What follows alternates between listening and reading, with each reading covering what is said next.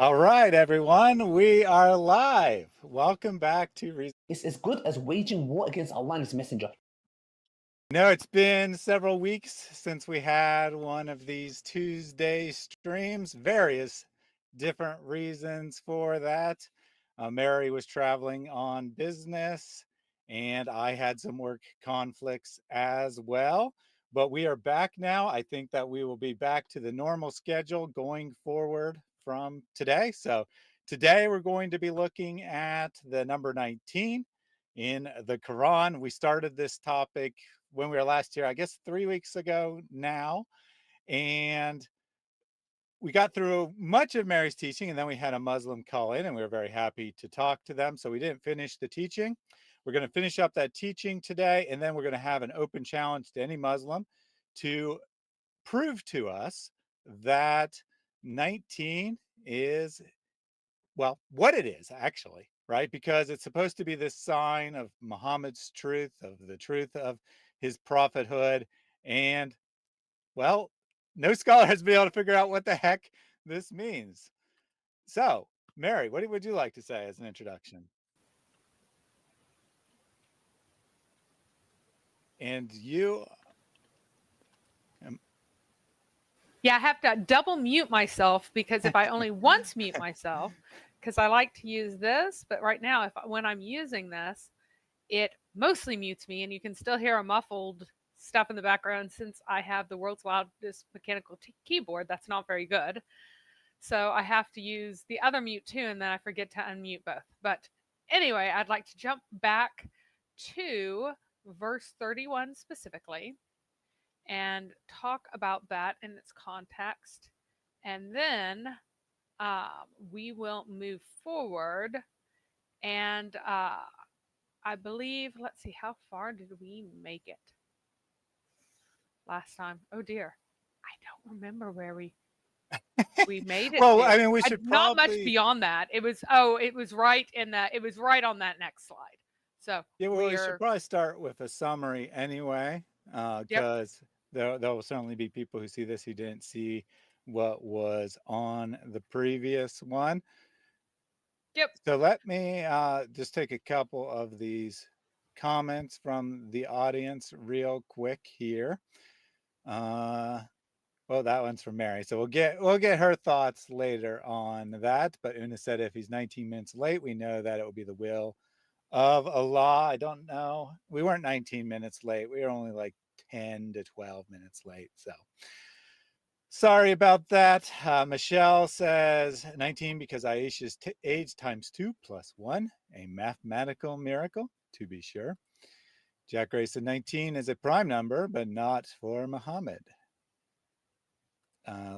LaBelle said 19 will have something to do with Muhammad's OCD. Another comment along the same lines as that previous one. 10 is 10 years after 9. 19 is 10 plus she was 9 years old. 19 is 3 years after sweet 16.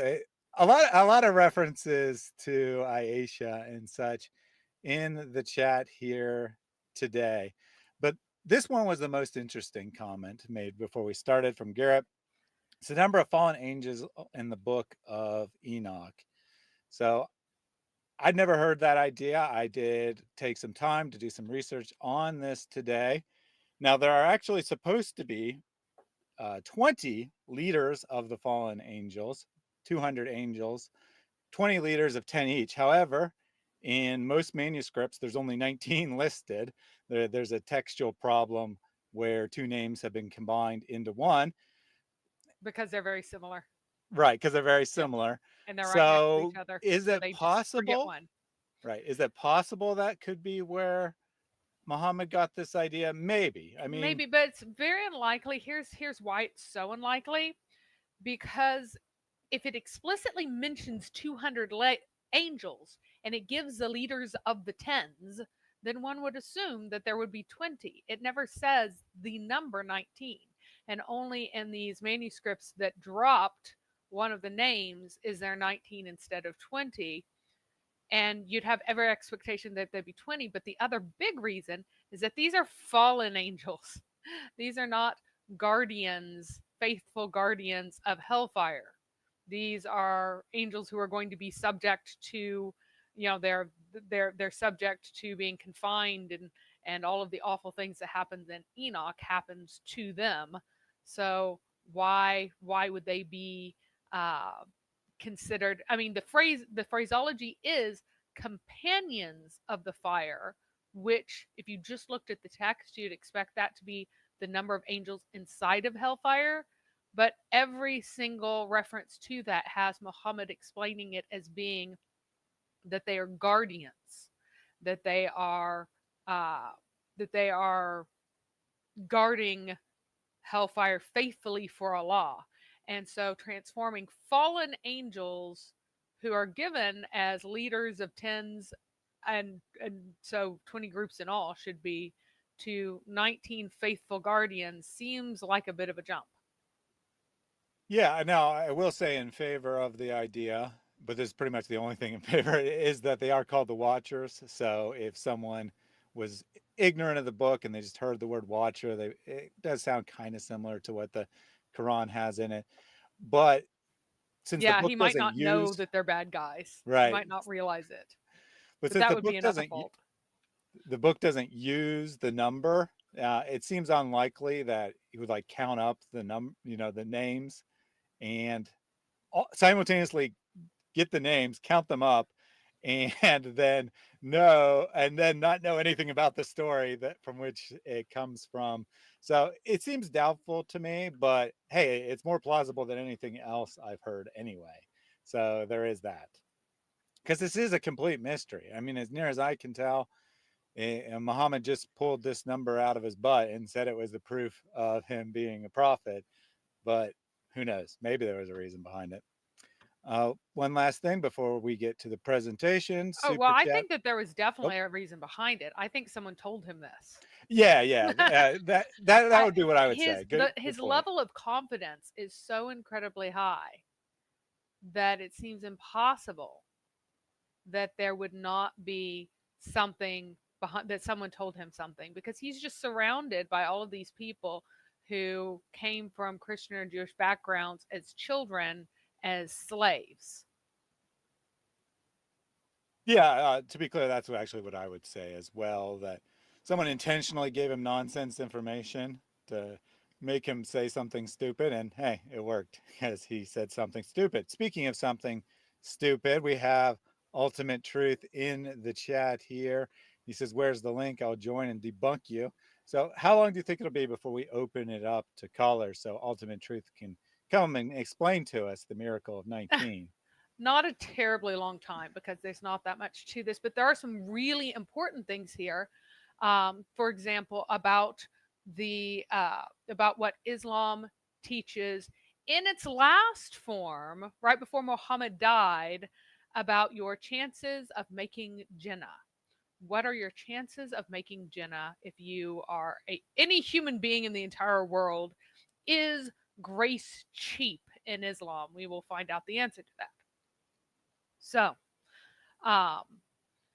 whenever you reach, so the pattern of this is that Muhammad is threatening this guy with dire punishments in the other world, and he begins with a reference to Sisyphus, the punishment meted upon a pagan Greek king in the pagan Greek system in Hades, of a slippery mountain where Sisyphus is rolling a boulder up and it slides back down.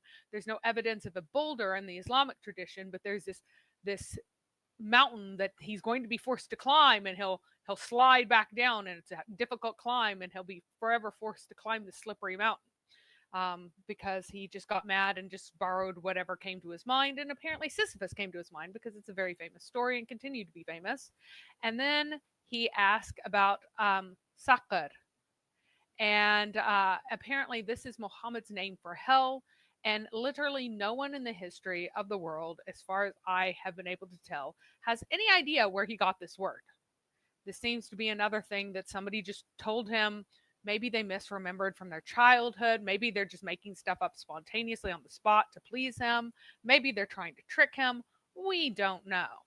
And then he talks, he talks about it, that he will be burned in Sakar for saying that this is a speech of a human being. And this is, by the way, Al-Walid, Al-Walid is the one who is supposed to be burning in hellfire at this point. And so then people ask him, what the heck are you talking about? We have no idea what this Sakar is. Please enlighten us. And he's like, here is everything that it does, and over it are 19. And people are like, we still really have no idea what you're talking about. Over it are 19. What are you talking about? And so this is his answer. And we have appointed the companions of the fire. We have not appointed companions of the fire anyone except for angels. And we have not made their number except as a trial, that's fitna, for those who disbelieve or deny or whatever, kafaru, that those who are given the book scripture may be convinced, and those who believe may increase in faith. Iman, it's the same word from which belief or believe comes from too. That's why I put it in slash, even though it's usually translated as faith, so you can tell that they're related words. And those who are given the book and the believers might not doubt, and those who have a disease in their hearts, and the kafirs might say, what does Allah intend by this similitude? In that way, Allah misleads those whom He wills and guides whom He wills, and none knows the hosts of thy Lord except Him. Now, there are some really interesting things here. First of all, you find the switch to plural, which these plural forms with Allah speaking in first person plural is later than in the earliest parts of the Quran. He never does this. So this is a considerably later revision insertion. And these are inserted at different times. This is well established by Islamic scholars that things will be inserted years and years later. There'll be one text to this point, and then you get extra verses dropped in the middle. That is one piece of evidence that this is considerably later. There's also the fact that you have Allah mentioned here by name, when in the early verses, He's only called thy Lord or their Lord or something like that. So, and none knows the hosts of thy Lord except Him, indicates very strongly that these 19 angels are among the army's host forces of Allah. And then finally, and it is not except a reminder to the human being. And this is a place where you finally get the rhyme again, which shows heavy evidence of everything before it being tampered, because there isn't really a decent antecedent to it in this part of the verse. Like, it. Do you mean what's singular up here that is a reminder? Sakar itself? That's the only thing that you can come up with.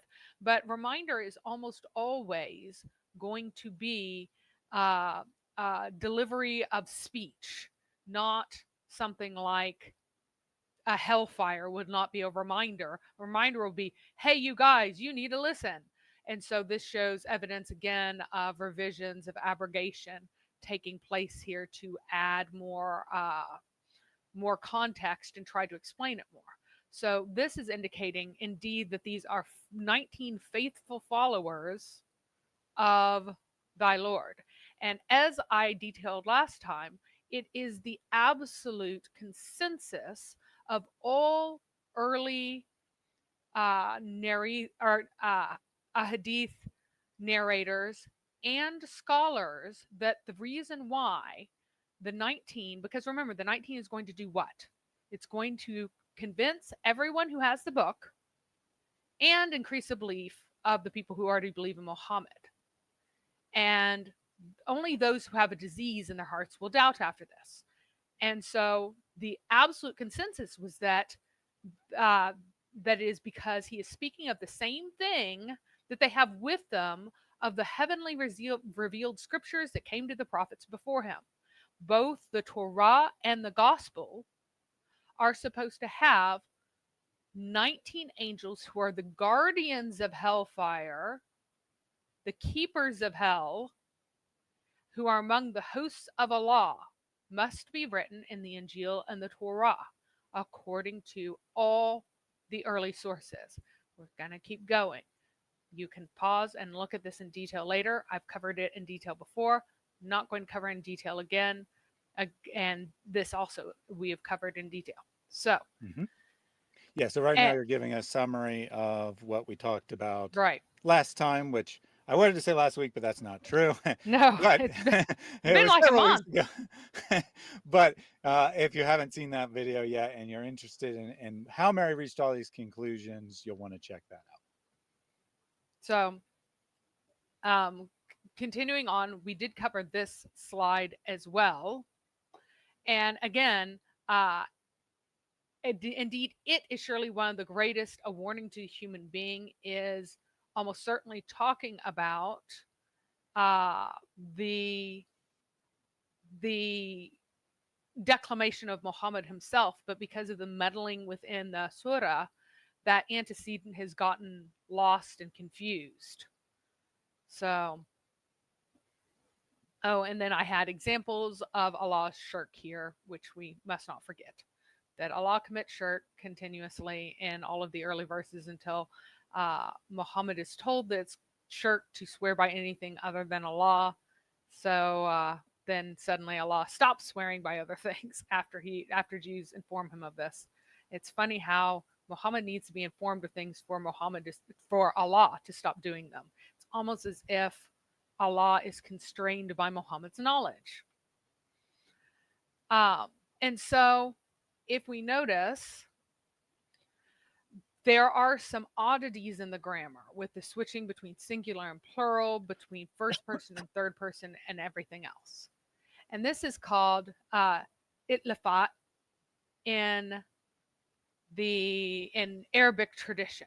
And this is supposed to be evidence of the divine source of the Quran. Because if a mere human had written it, a mere human wouldn't put in clear oddities of grammar and frankly bad grammar in places. And instead, this is supposed to remind us of how elevated this is. And this is supposed to be a miracle of the Quran. Now, of course, one would normally explain this, if you saw it in any other context, as a clear mistake and evidence of human activity. But they suppose that like if a mere human had done this, they wouldn't have made stupid mistakes. So clearly it's from Allah, and they aren't stupid mistakes. You just don't have the depth of knowledge. The human being does not have the depth of knowledge to understand why sometimes the wrong forms of verbs are used, why masculine and feminine are mixed up, why dual and plural are mixed up, why the singular and plural sometimes are mixed up. There's a he and then there's they, where there should be he continuing, and then or there'll be they and then it switches immediately to thee and back to they again. That these infelicities are actually evidence of divine elevation, so refined that no human being can understand them. But the funny thing is that, well, it's just careless grammar. If you are speaking as a natural speaker, you make errors when you are orally doing something. It's actually easier if you are physically writing something. It is much easier to prevent those kinds of mistakes because of the way you compose written versus oral text. Oral text will contain things that are erroneous whenever you look at the entire sentence as a whole, because where you start the sentence isn't always where you end up with the sentence, and where you have one sentence, the other sentence may not perfectly connect to it in the same way that it does if something is composed initially in writing. And so this is evidence, in fact, that the Quran is a dictated document, especially that it's one that has had layers of abrogation, insertions, things like that. And those things also raise your chances of those kinds of awkwardness, repetitions where you don't mean to, not for effect, but just that aren't really intentional, and other issues of that sort. And so, Yeah. So real quick, I can confirm that speech is it relies a lot on background information. There's a lot of unspoken things. When two people are conversing, you can misuse words. You can make reference to things that there's no clear indication in the conversation and the other person will understand. So this part is compatible with Islamic tradition that the Quran was recited orally. uh, Now it's consistent with a human composing it and reciting it orally. So that part's not compatible, but hey, at least you get the orality. And there's other evidence of that as well. I think that the Quran Contra J. Smith, sorry, was originally an oral document. It was delivered and composed orally and then written down over time. I think that part of the tradition is true, but it's clearly ordinary human speech, not divine speech. And I do have to give him credit saying, oh, all these mistakes, that's proof that it's divine because no human would make such an incompetent document. I got to give him credit for creativity there. But when you have to say our God is so incompetent that he must be correct, that's probably not a great argument. so one of the things that you'll find Muslims arguing that makes absolutely no sense is that the Quran is the manual of grammar for Arabic. Now, it is true that it is written in a unique register of Arabic that combined the poetic register that pre-existed, that had a lot of archaisms that didn't exist in everyday speech anymore. Plenty of other poets were using this, by the way, along with some of its own quirks and some little aspects of Hijazi dialect. All of these things come together in the uh, in the Quran. Um, uh,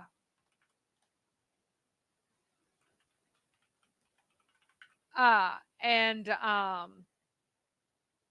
yeah, all of these things come together to make what we now have as the Quran. So it is something that is unique, but that doesn't mean that it is a, a Well, I mean, grammatical strictly, yeah. standard. It can't be, because you see, there are people reading, writing, and speaking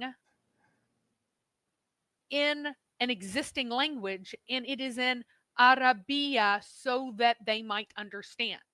So it has to Not only conform that, to rules of speech that right. are existent. It can't make up new ones. And if it is the standard, then you have to throw out such rules as singular and plural and dual. They no longer mean anything.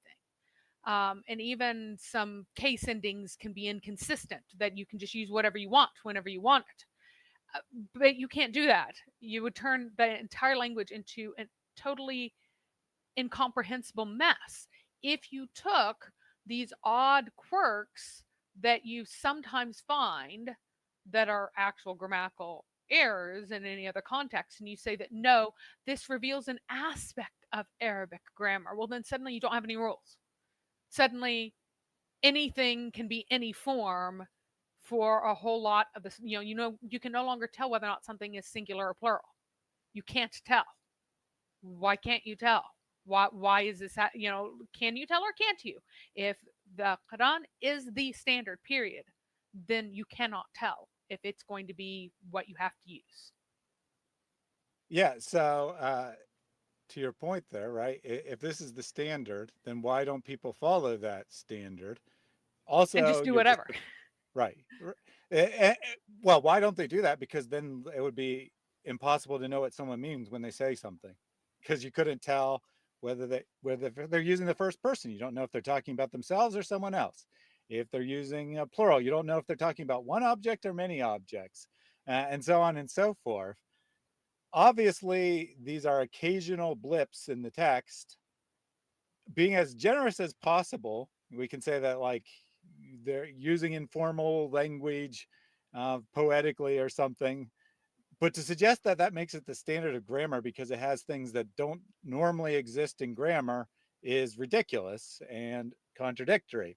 Ultimate Truth says there's no need to make people wait. Ain't you ready? I'm just seeing this now and I'm ready. Send the link and let's go. Stop monologuing, please. So I told him he would have to listen to know. You got to wait till I'm done with commentary. my presentation. I Yeah, have he like has to 10 more listen. slides left.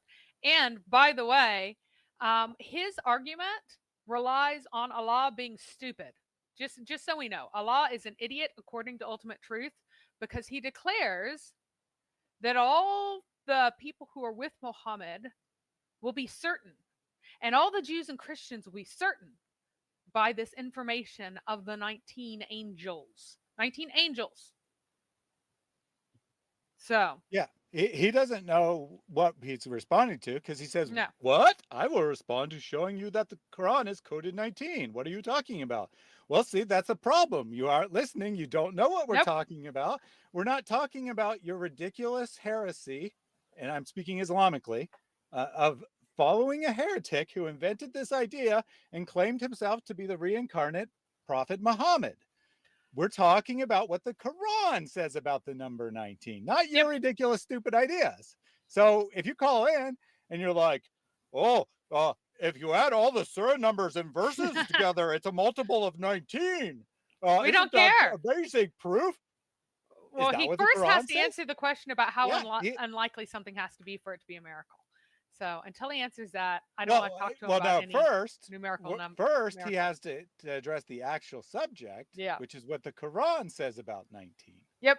All right. So, and then, one final point is that the kinds of things that are happening here indicate imperfect editorial passes by Allah. Allah could not consistently speak as we after starting I. Why? Because there were too many people using the verses. You can't, there's only so much that you can alter. You can entirely replace certain things through abrogation, but only certain things. And it was generally very easy to insert new things or discard other. It was a little bit harder, but you could still discard other things. But what you couldn't do is just alter a tiny bit of a verse. That now you're going to read this as we and not I. You can't do that in the context of how Muhammad presented the Quran, and yet suddenly you have theology that arrives later that requires the use of this we to be appropriately divine, and so suddenly he starts talking in we instead of I abruptly. Now, I believe that this happens because the Jews pointed to Genesis, was it 126? Let us make man in our image, and ask him what that meant. And he didn't know, so he was just like, well, Allah speaks that way a lot of the time.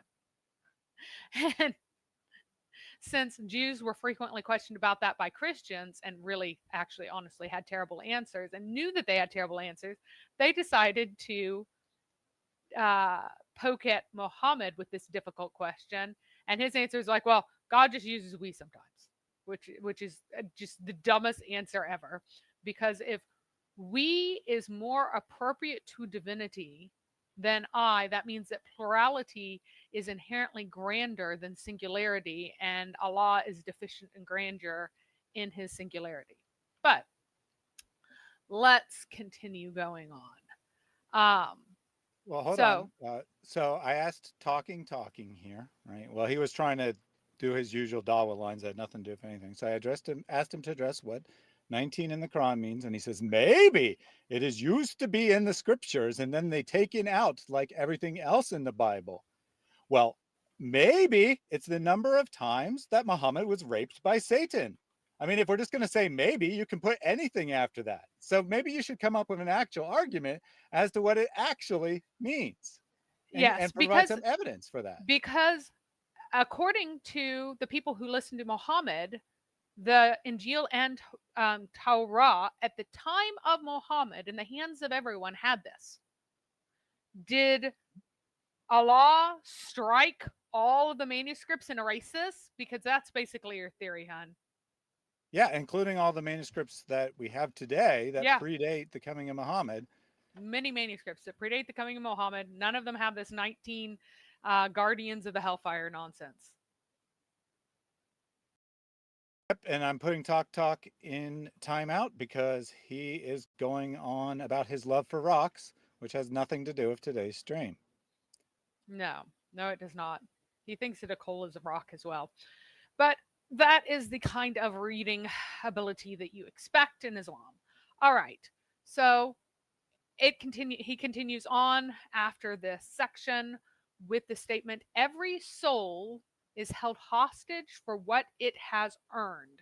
And again, I'm color coding the rhymes as best as I can in different colors. Whenever there are questions, that means that the rhyme is defective, but it's as close as you can get.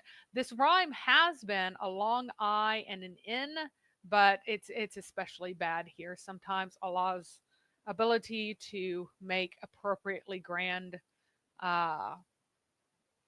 rhymes just falls on its face, because I guess that's part of his divine defectiveness. But this is, whenever there are question marks, it's because it just is kind of not a good rhyme, and maybe you can count it, but it kind of sucks. But anyway, every soul is held hostage for what it has earned, except for the companions of the right. And that's usually understood as the right hand, on the right hand side, right? In gardens, they will question about the criminals. What made you enter into Saqar? And I want you to note that gardens here are plural and indefinite.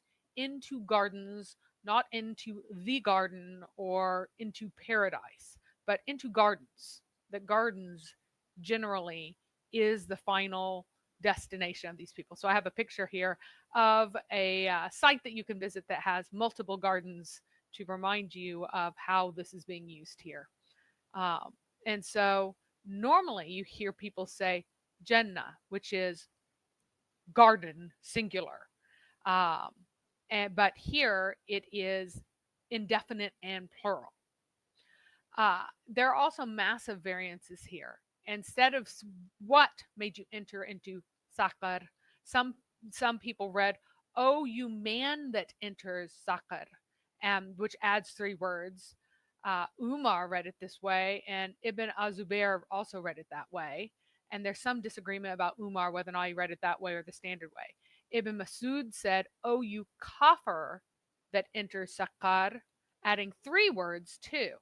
So we don't really know what the form of this was. And a lot of times when people don't really understand what it means, there tends to be more variants that crop up, because people have a hard time memorizing stuff that they don't understand. So you get more variants because people don't remember it. So much for the perfection of the Quran that makes people remember it. Then they will say, and here's the problem, because if it's oh you man or oh you kafir, why suddenly it's plural, they, which might be a reason that collapsed to what made you enter into Saqar, to make the antecedent be criminals. They will say, we were not of the praying ones. And this does not mean dua, this means salah. So like the ritual prayers. And we did not used to be feeding the poor. That's the imperfect jussive, meaning continuing action, emphasizing continuing action in the past. So like in the past, whenever we were alive, we were not among the ones who fed the poor. And we used to talk idly with the idle talking ones. And this idle talking is kind of like this negative, gossipy, snarking kind of idea behind it. And we used to deny the day of judgment, al-Deen, until certainty came to us. And this use of al-Deen to mean not a code of conduct, but specifically the day of judgment, is a usage that entered common Christian speech through contact with previously Zoroastrian Persians.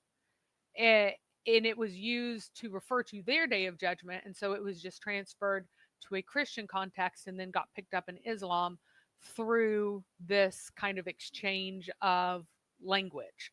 It's not part of the liturgy, which was in a purer form, not in like the common speech, but it was in more ordinary writings. And so we used to deny al-Deen until certainty came to us. And we know that it's the day of judgment, not the rule of religion, because of this term, the certainty came to us, which is used a bunch of times in the Quran to mean like after you die, then you have this knowledge of what is true or false. Now, all of this is much later theology than the introduction of the cloaked one was at the beginning.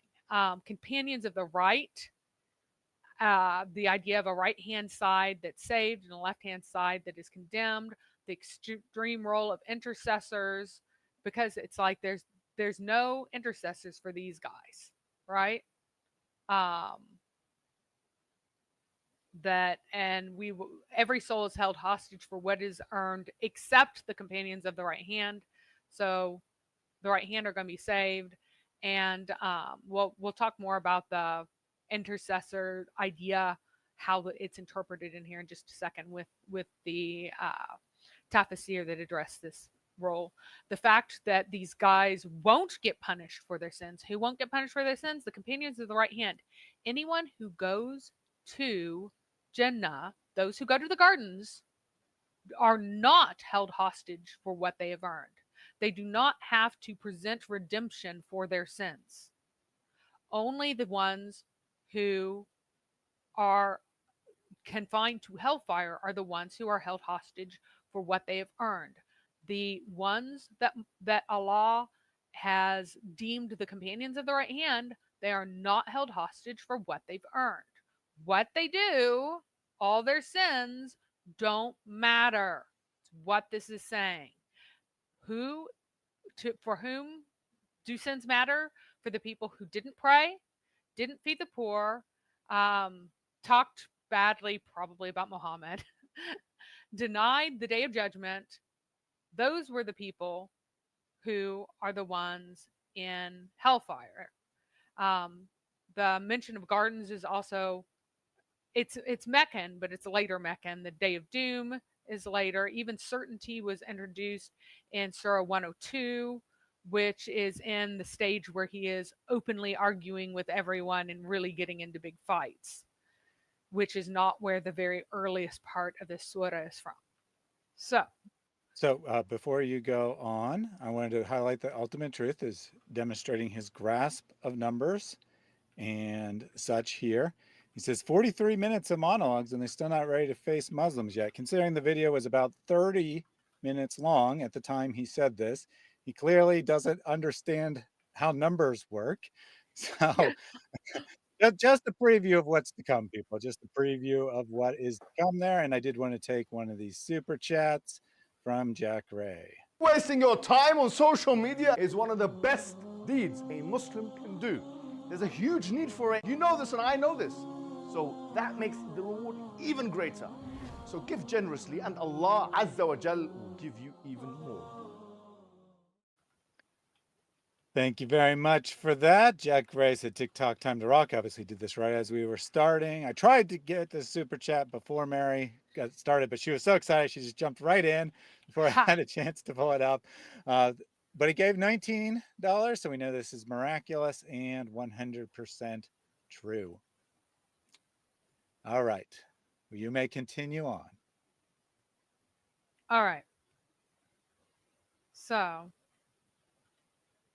the idea of right hand versus left hand, this distinction with right hand just being a short hand for being a good thing, and left hand or the left side being a distinction for a worse or even bad thing, like, oh, you shall sit at my right hand, and then the next best person will sit at my left hand. So you're still close to me, but you're at the less excellent side. Like, that is found in cultures worldwide.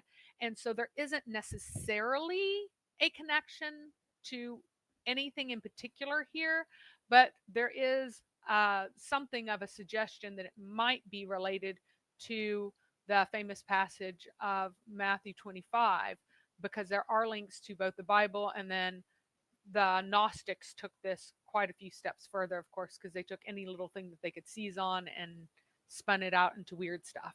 So in Matthew 25, we have Jesus saying that when the Son of Man comes in his glory and all his angels with him, he will sit on his glorious throne. All the nations will be gathered before him, and he will separate the people one from another as a shepherd separates the sheep from the goats. He will place the sheep on his right hand and the goats on his left. Then the king will say to those on his right, "Come, you who are blessed by my Father, inherit the kingdom prepared for you from the foundation of the world. For I was hungry, and you gave me something to eat. I was thirsty, and you gave me something to drink. I was a stranger, and you took me in. I was naked, and you clothed me. I was sick, and you looked after me. I was in prison, and you visited me." Then the righteous will ask him, "Lord, when did we see you hungry and feed you, or thirsty and give you something to drink? When did we see you a stranger and take you in, or naked and clothe you? When did we see you sick or in prison and visit you?" And the king will reply, "Truly I tell you, whatever you did for one of the least of these brothers of mine, you did it for me."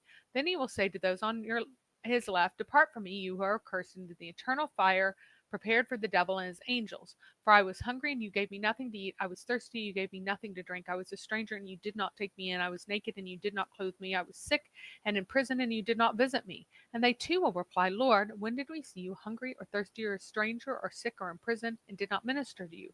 Then the king will answer, "Truly I tell you, whatever you did not do for the least of these, you did not do for me." And they will go away into eternal punishment, but the righteous into eternal life. So there is a slight echo both in the right and the left, and also in the idea of feeding the poor. But in Islam, the feeding of the poor theology is so much about expiation of sins along with the purification that it's possible that there's an echo there, that's possible that there's a reminder there, but it is far from certain that that is where kind of this theology began and then spun out into its own thing. But what's also interesting is that in Plato's Republic, which was part of the literature that the Gnostics preserved, because remember that Gnosticism is a branch of Neoplatonism, like the Christianized Gnosticism is. So here is a reference to right and left in that way that has even more parallels that are suggestive, although not definitive. So it's a little bit long, but I'm going to read through the whole thing. "Well, I said, I will tell you a tale, not one of the tales which Odysseus tells to the hero Alcinous, yet this too is a tale of a hero, ere the son of Arminius, Pamphylian, by birth. He was slain in battle, and 10 days afterwards, when the bodies of the dead were taken up already in a state of corruption, his body was found unaffected by decay and carried away home to be buried. And on the 12th day, as he's lying on the funeral pile, he returned to life and told them what he had seen in the other world. He said that when his soul left the body, he went on a journey with a great company, and they came to a mysterious place at which there were 2 openings in the earth. They were near together, and over against them were 2 other openings in the heaven above. In the intermediate space, there were judges seated who commanded the just, after they had been given judgment on them and had bound their sentences in front of them, to ascend by the heavenly way on the right hand, and in the like manner the unjust were bidden by them to descend by the lower way on the left hand. These also bore the symbols of their deeds, but fastened on their backs. And this idea of bearing sins on yourself, being fastened on your sins and having them on your back explicitly is found in Islam, which is more suggestive because it's so incredibly specific to have bearing your burdens on your back, the symbols of their deeds fastened on their backs. And so that's why this particular passage is particularly suggestive. And it goes on to talk about how him seeing souls go this way and that sort of stuff. But the symbols of their deeds fastened on their backs for those that went below are pretty suggestive. Absolutely. So, hey, Mary, you want to hear something hilarious? Made me laugh, certainly. Oh, goodness. Oh, no. All right. From Katayani, he says, Christianityism, whatever that is, and Sunnism, whatever that is, are basically the same religion. His cult leader is somehow special and has survived the true religion and knows what the real Quran says. Mm-hmm.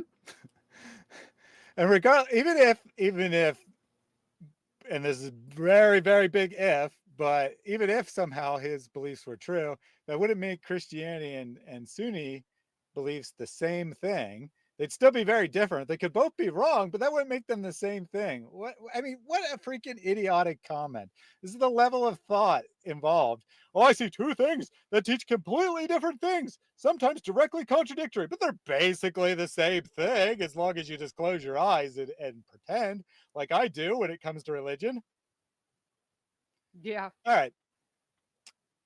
Um, Let me take out another super chat as well, because we do Go have ahead. several of them from Jack Gray for this one as well. If you frequently say it, Allah would pay off your debts.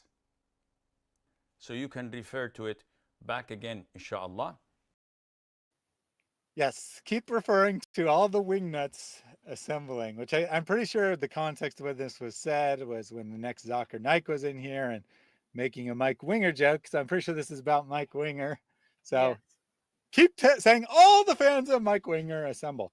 I mean, I'd love that. There's like 100,000 of them. So by all means, let's get them all to assemble and watch these streams.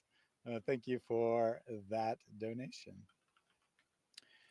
And Ultimate Truth says, all right, I see you're not going to post the link, so keep monologuing. We will post the link as soon as you figure out what the topic is. You have not demonstrated you know what the topic is yet. He has no idea what the topic is. He got impressed by something that ought to not impress a child, and so he can't think about anything else. All right, so 19, my IQ is 19. Yeah, that's it.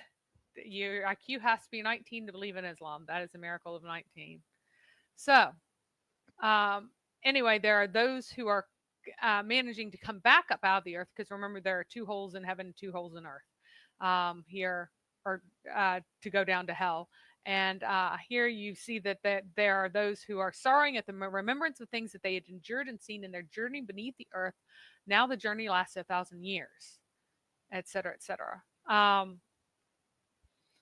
The story would take too long to tell, but the sum was this. He said that for every wrong which they had done to anyone, they suffered tenfold or once in 100 years, such being reckoned as the length of a man's life, and the penalty thus being paid 10 times in 1,000 years.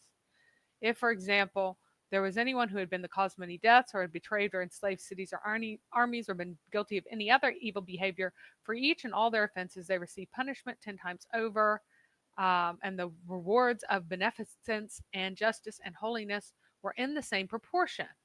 I need hardly repeat what was said concerning young children dying almost as soon as they were born, of piety and impiety to gods and parents, and of murderers. There were retributions, other and greater far, of which he described, etc., etc., etc. So the idea of there being a punishment and then a release is in here as well. And you will find that in the later forms of the idea of the Islamic hell, which is found in the Tafsir about this particular passage, as we will see. So in the very latest form, Muslims basically get away with everything. So on the authority of Mujahid in Al-Tabari, his saying, every soul is hostage for what he has earned, except those who take an oath. He said, they will not be held accountable. So Muslims who say the Shahada will not be held accountable for any sin that they do.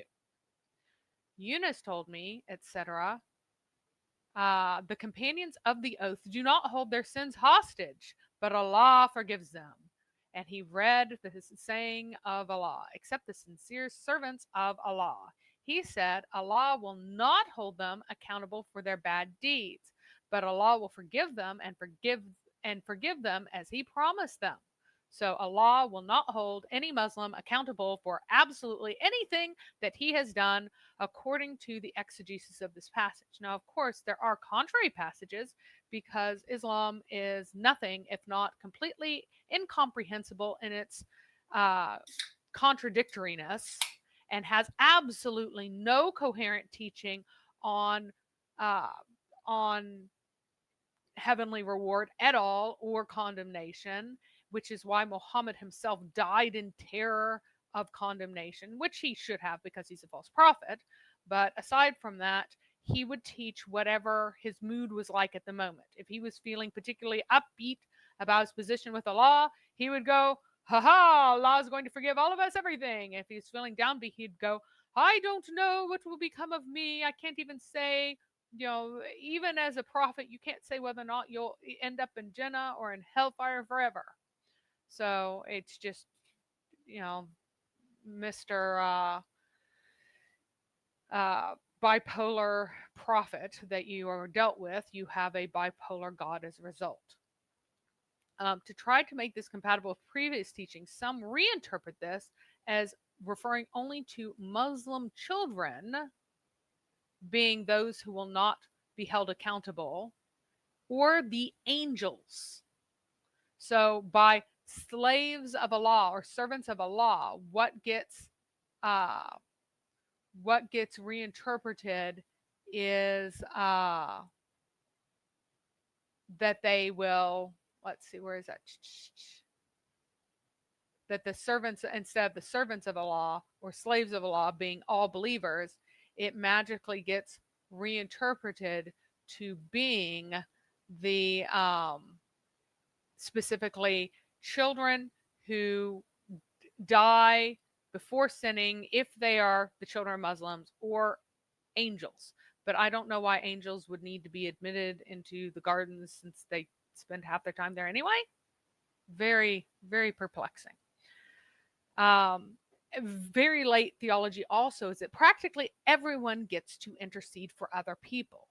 So this text modified Muhammad's many ahadith on how much intercession from all kinds of people keeps people of the Jahiliyyah or those with extra sins or hypocrites from hellfire.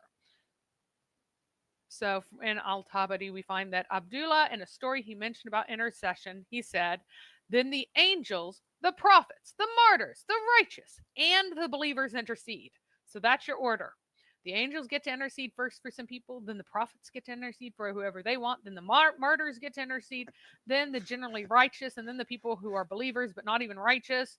And then at last, Allah will step in and intercedes for everyone that anyone else intercedes for. And he says, I, the most merciful of those who are merciful. So what emerges from hellfire is more than what I have brought out from all of creation. Oh, interesting. Now, I do have to admit what you just read was pretty funny, but it isn't what I was laughing at. I was laughing at this comment. Mary Harb, the witch, fooling Thaddeus. How did you draw any of those conclusions exactly? How did you decide that Mary's a witch? How did you decide that I am agreeing with everything she's saying? How did you decide that what she's saying is false? I don't recall any of those things. You have a supposed cross in your thing. Why are you coming in here and calling a Christian, criticizing Islam, a witch? What are you at? Do you hate women? Is that what the problem is here? Please explain yourself. I think that he is not very smart. No, Mary Harb does not know. So I think he may be trying to, he might be joking about something he said on another live stream. Yeah, I'm terrible with names. Sorry, I'm terrible with names and I don't remember. He did put a smiley face, so Yeah, maybe there's so- sarcasm here. Yeah. I interpreted it. I mean, I didn't have any context, so I thought he was being serious. I'm sorry, John. I don't remember you, and it just is. I just have bad memory for names. I have terrible memory for names. So talking has, after his, I don't know, 50th comment, finally made one that's sort of trying to be on topic. So let's bring it up here. Topic is about the number 19. Okay. You got that from the title. Congratulations. You know what the title of the stream is. This argument is a fallacy because the number could have existed in former scriptures. What argument would be a fallacy exactly? What is our argument that you think is a fallacy? You can use the word fallacy, identify the argument, and explain how it's a fallacy. Let me guess, you can't do that because your volume's been off the entire time. You have no idea anything said. You don't know I'm talking to you right now, and you won't be able to address this. you need to say in the chat, your argument is fill in the blank. It is a fallacy because fill in the blank. If you don't do that, then you'll go back to timeout because you're not paying attention. You can't address us. You can't refute us if you don't know what we're saying. Simple. Go ahead. All right. So, continuing on, I think that he actually thinks that I'm not a Christian because I think he might not be very bright, but that's okay. Yeah. So I'm not John, going we to have no clue swear what you're on talking anything. about. I'm not going to disobey Christ because he has feelings.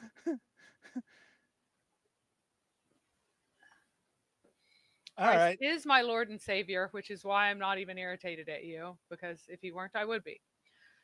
So anyway, you can go ahead and disobey him if you wish, but I won't in this. Okay, so and that this is very peculiar. Ultimate What truth. emerges? Okay, hold on, Mary. Ultimate Yeah. Truth tried to come to the defense of his fellow idiotic Muslim. He said, "Your title says it all. What is the meaning of number 19? Are they slow?" Yes, that is all we've been saying for the last 55 minutes. Is what is the meaning of 19? What is the meaning of 19? What is the meaning of 19? We haven't said anything at all, right, Mary? That's totally what we've been doing here, is saying nothing whatsoever. Guys, if you don't listen to the argument, when I open up the stream, you'll come on, you'll be like, oh, if you add up all the verses, it's a multiple of 19. This is impossible. No one could have ever done this by accident. Oh! And then you'll be kicked out because you have no idea what you're even debating about. You say you're going to destroy us and you don't even know what the topic is. You don't understand our argument. All right. John, you need to actually read that Bible that you swear on so freely, because I'm not going to disobey God to make you feel good by swearing on a Bible. Confess. I have confess on a Bible. What does even confess on the Bible mean? Confess on. Yeah, So, well, anyway. he took out the word swear because now he's being a Pharisee. And he's saying, well, Yep. Jesus said not to swear. He didn't say not to confess. So you can confess on a Bible. You know what he actually said? He said, let your yes mean yes and your no mean no. And that's as simple as it is. Anyway, so what's really peculiar about this is what emerges from hellfire is more than what I have brought out from all of creation. So, like, more things go through hellfire and come out into Jannah, or more things come out of hellfire than has even been created previously. I'm not quite sure how to parse that. It may be the deficiency of my understanding of Arabic, or it may just be the phrasing, because a lot of times it's just the phrasing. So Abdullah said only 4 will remain in hell, or one with 4 characteristics. That is, not praying, not feeding the poor, not believing the day of judgment, and quarreling along with other disputers. And most of the exegetes go for the idea that only one person will, because you'll find lots of people who don't believe in the day of judgment, and lots of people who didn't feed the poor, and lots of people who never prayed, or a fair number of people who never prayed, and then the quarreling or the idle talking, as it says, along with the other disputers. Like, combining 4 seems a lot more likely to narrow down the number of people than just choosing one, because, we all know people who constantly backbite. So if that alone was enough to get you in hellfire, it seems pretty unlikely that would result in only one person remaining in hellfire. So there's an extra funny element. It was mentioned to us that the Prophet of Allah, may Allah bless him and grant him peace, used to say, indeed, among my nation, there are more people from my nation, due to whose intercession Allah will admit to paradise, than in Banu Tamim. Now, this is extra funny, super funny, because what it's saying at this time is that, so Banu Tamim was one of the largest tribes at the time. And the Quraysh is a very small tribe with only a few hundred people, whereas Banu Tamim probably had 10,000, more than 10,000 most likely, because they controlled a few towns and cities and stuff of the time, right? And so what this is saying to Muhammad's hearers is that this more people from among his tribe, the Quraysh, will be admitted to paradise than are currently in Banu Tamim, being a huge tribe, but because of intercession. But in the idea of today, where Arabs who claim descent from Muhammad are in the millions, or Muhammad's tribe, not Muhammad directly, but in Muhammad's tribe are in the millions of people who claim that they are somehow descended from the Quraysh. To imagine that all, and there is no Banu Tamim anymore. Who's Banu Tamim today, right? So saying that a few, maybe a couple of 10,000 will be admitted due to intercession when there are millions of them is no longer very reassuring. And it's one of these revelations that are very much tied to the time period in which Muhammad lived that has the complete opposite effect on a later hearer than the one that was intended for the audience at the time, because of course Allah has no idea what will happen in the future. And then another one says that one man among the people of Muhammad's people will admit that many through his own intercession. So Al-Hasan said, more than Rabia and Mudar, we used to say that the martyr intercedes for 70 of his family. And that 70 that he intercedes for are 70 who would not make it to Jannah.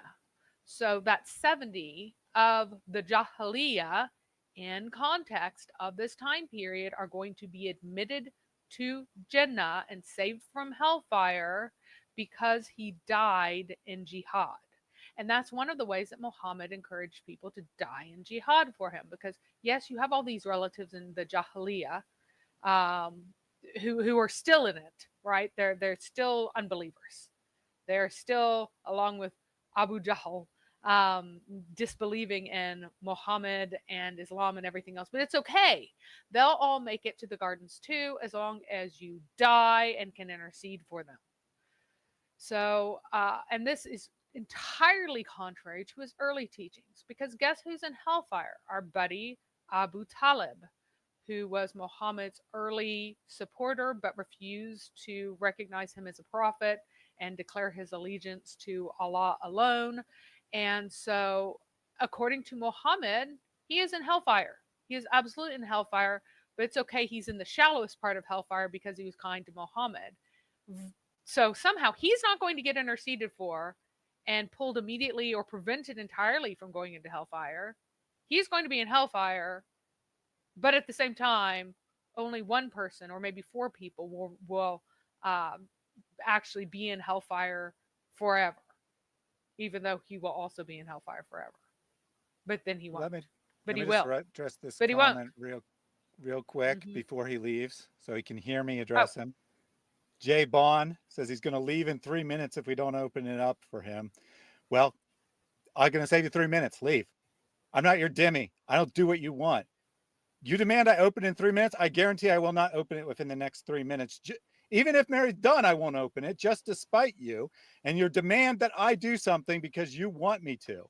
You're That's a Demi not here. how things work here. That's not Feel how things humiliated. work. Yeah. So I'm not your Demi. Put you in I don't timeout do what you so want. that you feel humiliated appropriately. I know you're a coward and he doesn't actually want to come up. Oh yeah, I mean, if I posted the link right now, he wouldn't come up. He wouldn't come up. So let's finish up. We have 4 slides left. So here are some more declarations of everyone getting to intercede for practically anyone. Al-Suyuti, this is in Al-Dur al-Manthur. It is not in Al-Jalalain. He is one of the 2 Jalals of Jalalain, but this is not in Jalalain, which is really not a very useful book. Anyway, it's really boils down a bunch of things. And also when they translate it, they only put the stuff that isn't embarrassing, which is not all that much. So tell me what the intercession of Muhammad will end on the day of resurrection. So what will it end on that day of resurrection? Allah has told you in the Quran that Allah says, what led you into Sakar, to his saying, certainty. Ka'ab says he will intercede on that day until he reaches the age of one who has never prayed a prayer and fed a poor person, and the one who has never believed in a resurrection. If you reach these, no good will remain in him. So this has to be a person. The only people who will remain is a person who has never prayed a prayer, a person who has never fed a poor person, and who has never believed in resurrection. And that is the only people who will remain uninterceded for. Listen very carefully, on the day of resurrection. So if you get thrown into hellfire on that very day, you will be removed from it, according to this. So another hadith narrator says that this is only one single person to whom Allah says, and you have never feared me for an hour, day or night, and you have never hoped for what I have, and you have never feared my punishment for an hour, and there is no one behind him who is not worse than him. So it is one person only who remains in hellfire, behind whom there is no one worse. And that is the only person who is punished beyond the initial getting thrown in on the day of resurrection while people are interceding, like before the intersection actually happens. And again, this is a very, very late teaching of Muhammad. Early on, he was very adamant about Al-Walid is going to be in Jannah, according to this. He's not the worst. Maybe Abu Jahl is the worst. Maybe. But has he never prayed? Of course he's prayed. He's prayed to Allah and Alat and Al-Uzza. Right? So, and then speaking again about Al-Deen, and it's usually written D-E-E-N whenever people casually write it. You'll see it online a lot. It's a borrowed word with two meanings in Arabic. The word itself ultimately comes from Iranian. In Zoroastrianism, Dana or Dina in the Avestan dialect, it means religious enlightenment, and then it came to be a personified divine spirit, thus implying religion more generally. But then it also meant law in the sense of the statutes of a religious system. In Pahlavi Middle Persian, the word became Deen or Dane. I'm not even sure how that's pronounced in Persian. I think it's like Dane, like a long sound, rather than a short one that becomes Deen whenever it's in borrowed into languages that are Semitic.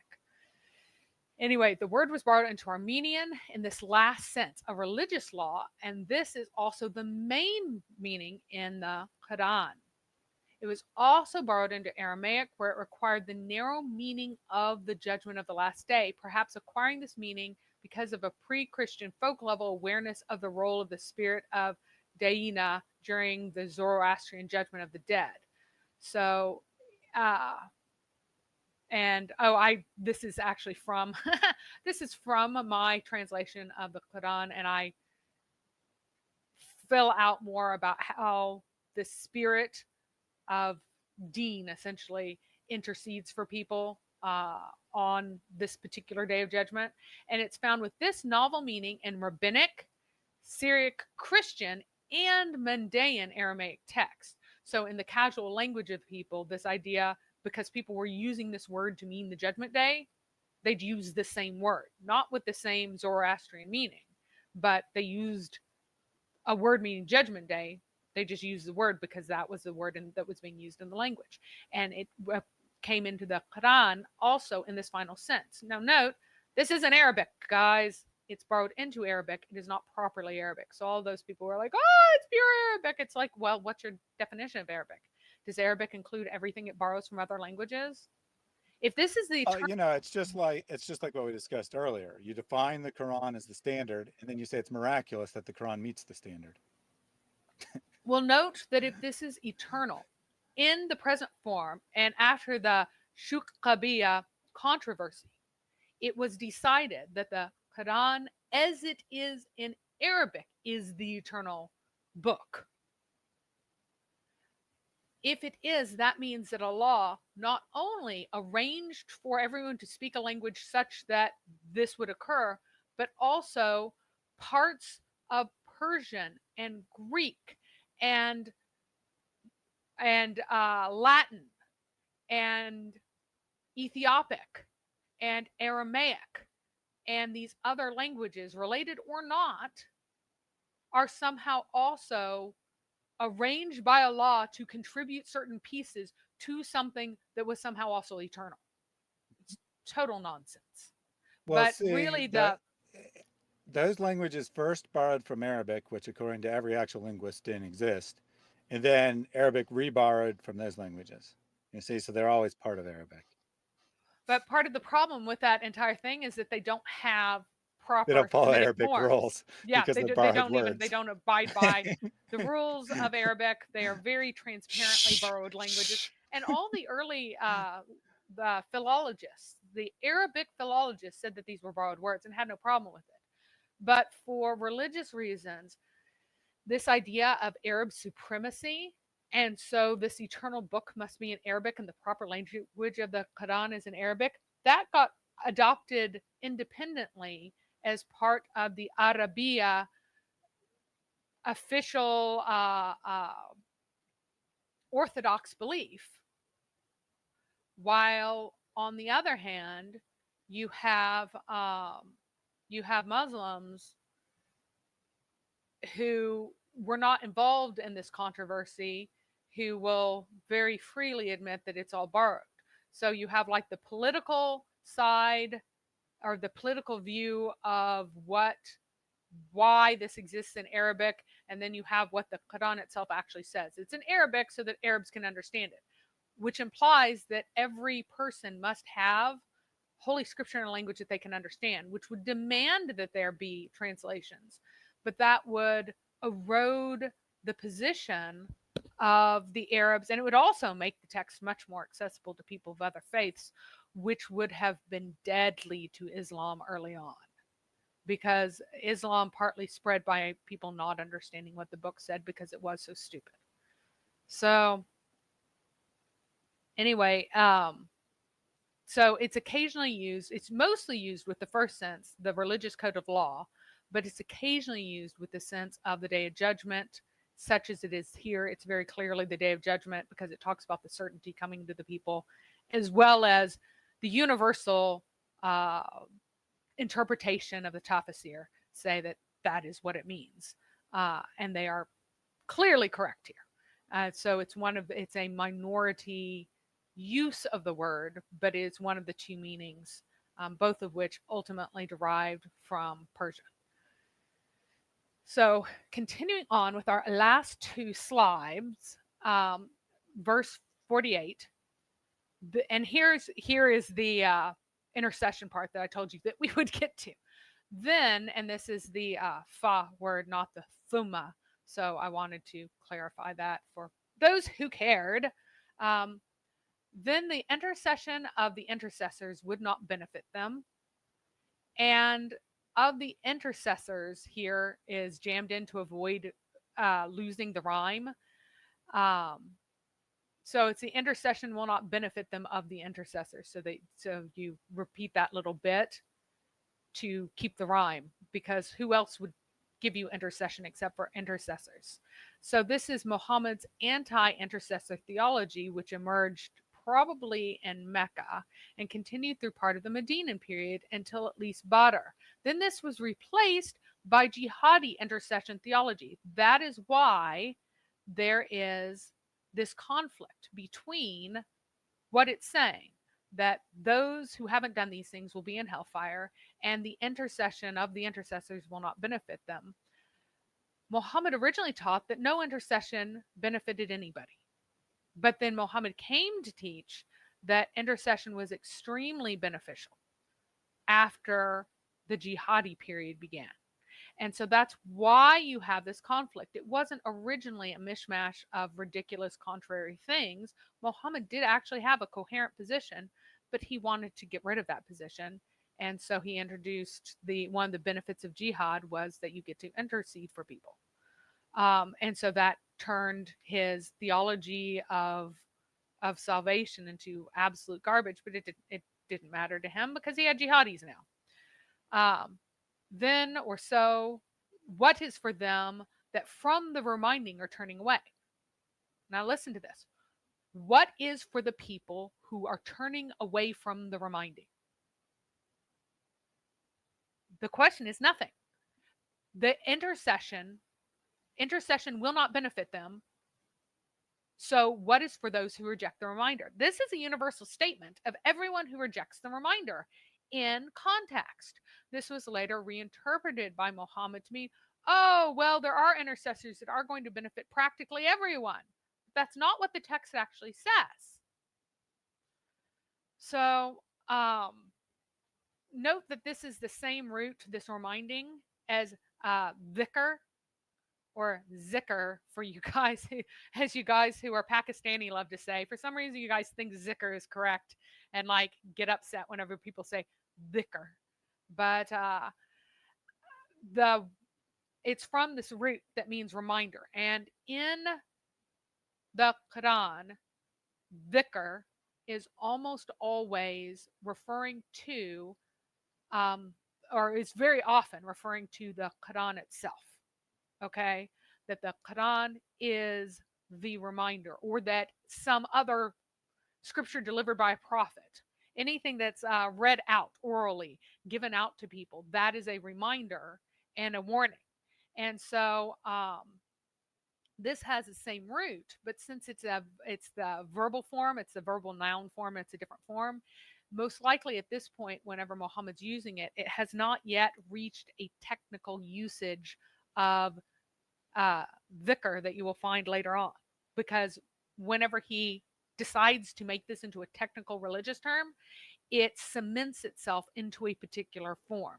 And you find this as a trend that Muhammad will use words casually in different forms, and then it becomes a theological technical word, and it gets cemented into that particular form. So this seems to be these particular verses, even though the theology that's reinterpreted into it is very, very late, these particular verses seem to be pretty clearly Meccan, even though Medinan theology is smuggled in on top of them.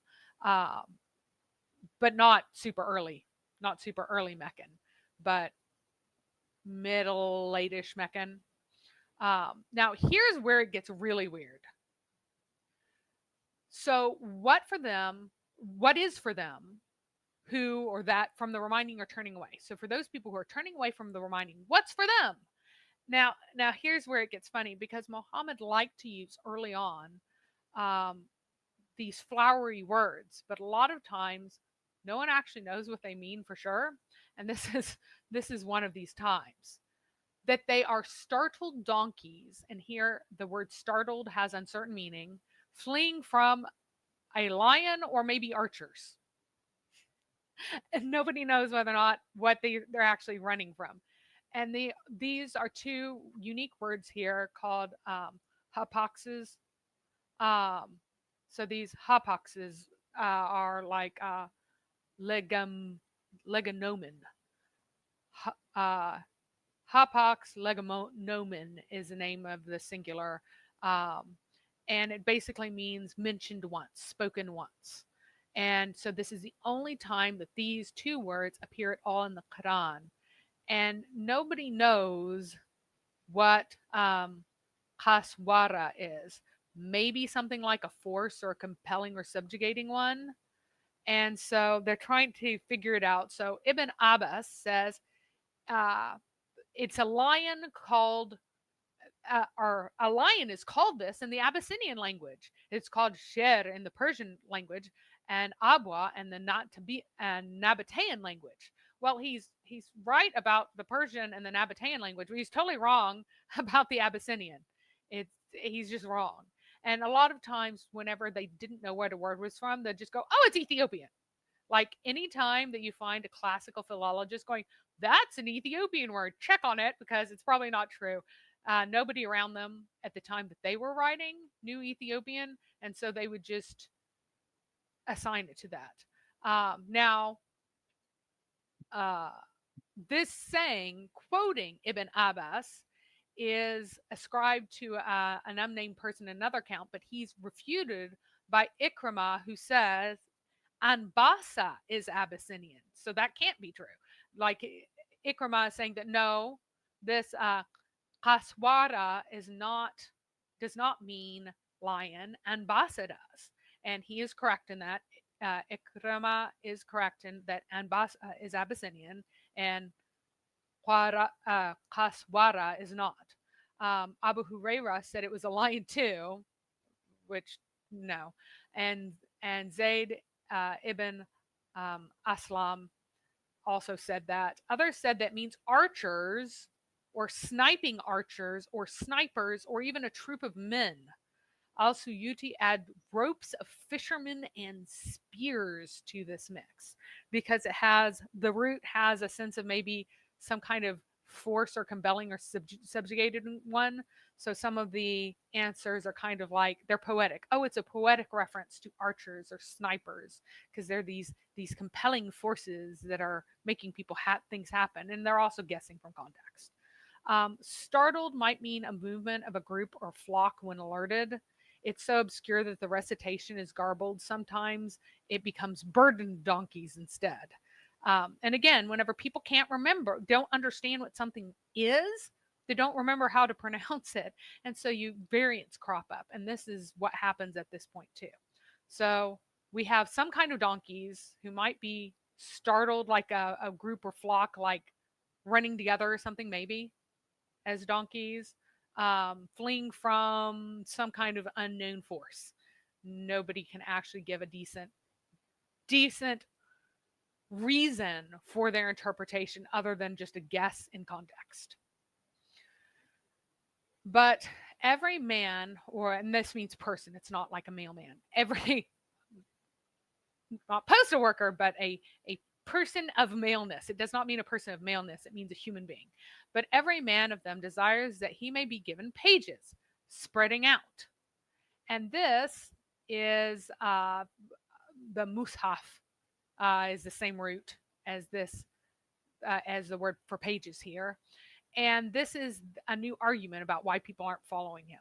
Oh, they're all just jealous. They all want to be prophets like me. They all think that they ought to be able to get stuff like me of this written, revealed scripture, and I'm special and they don't want to follow me.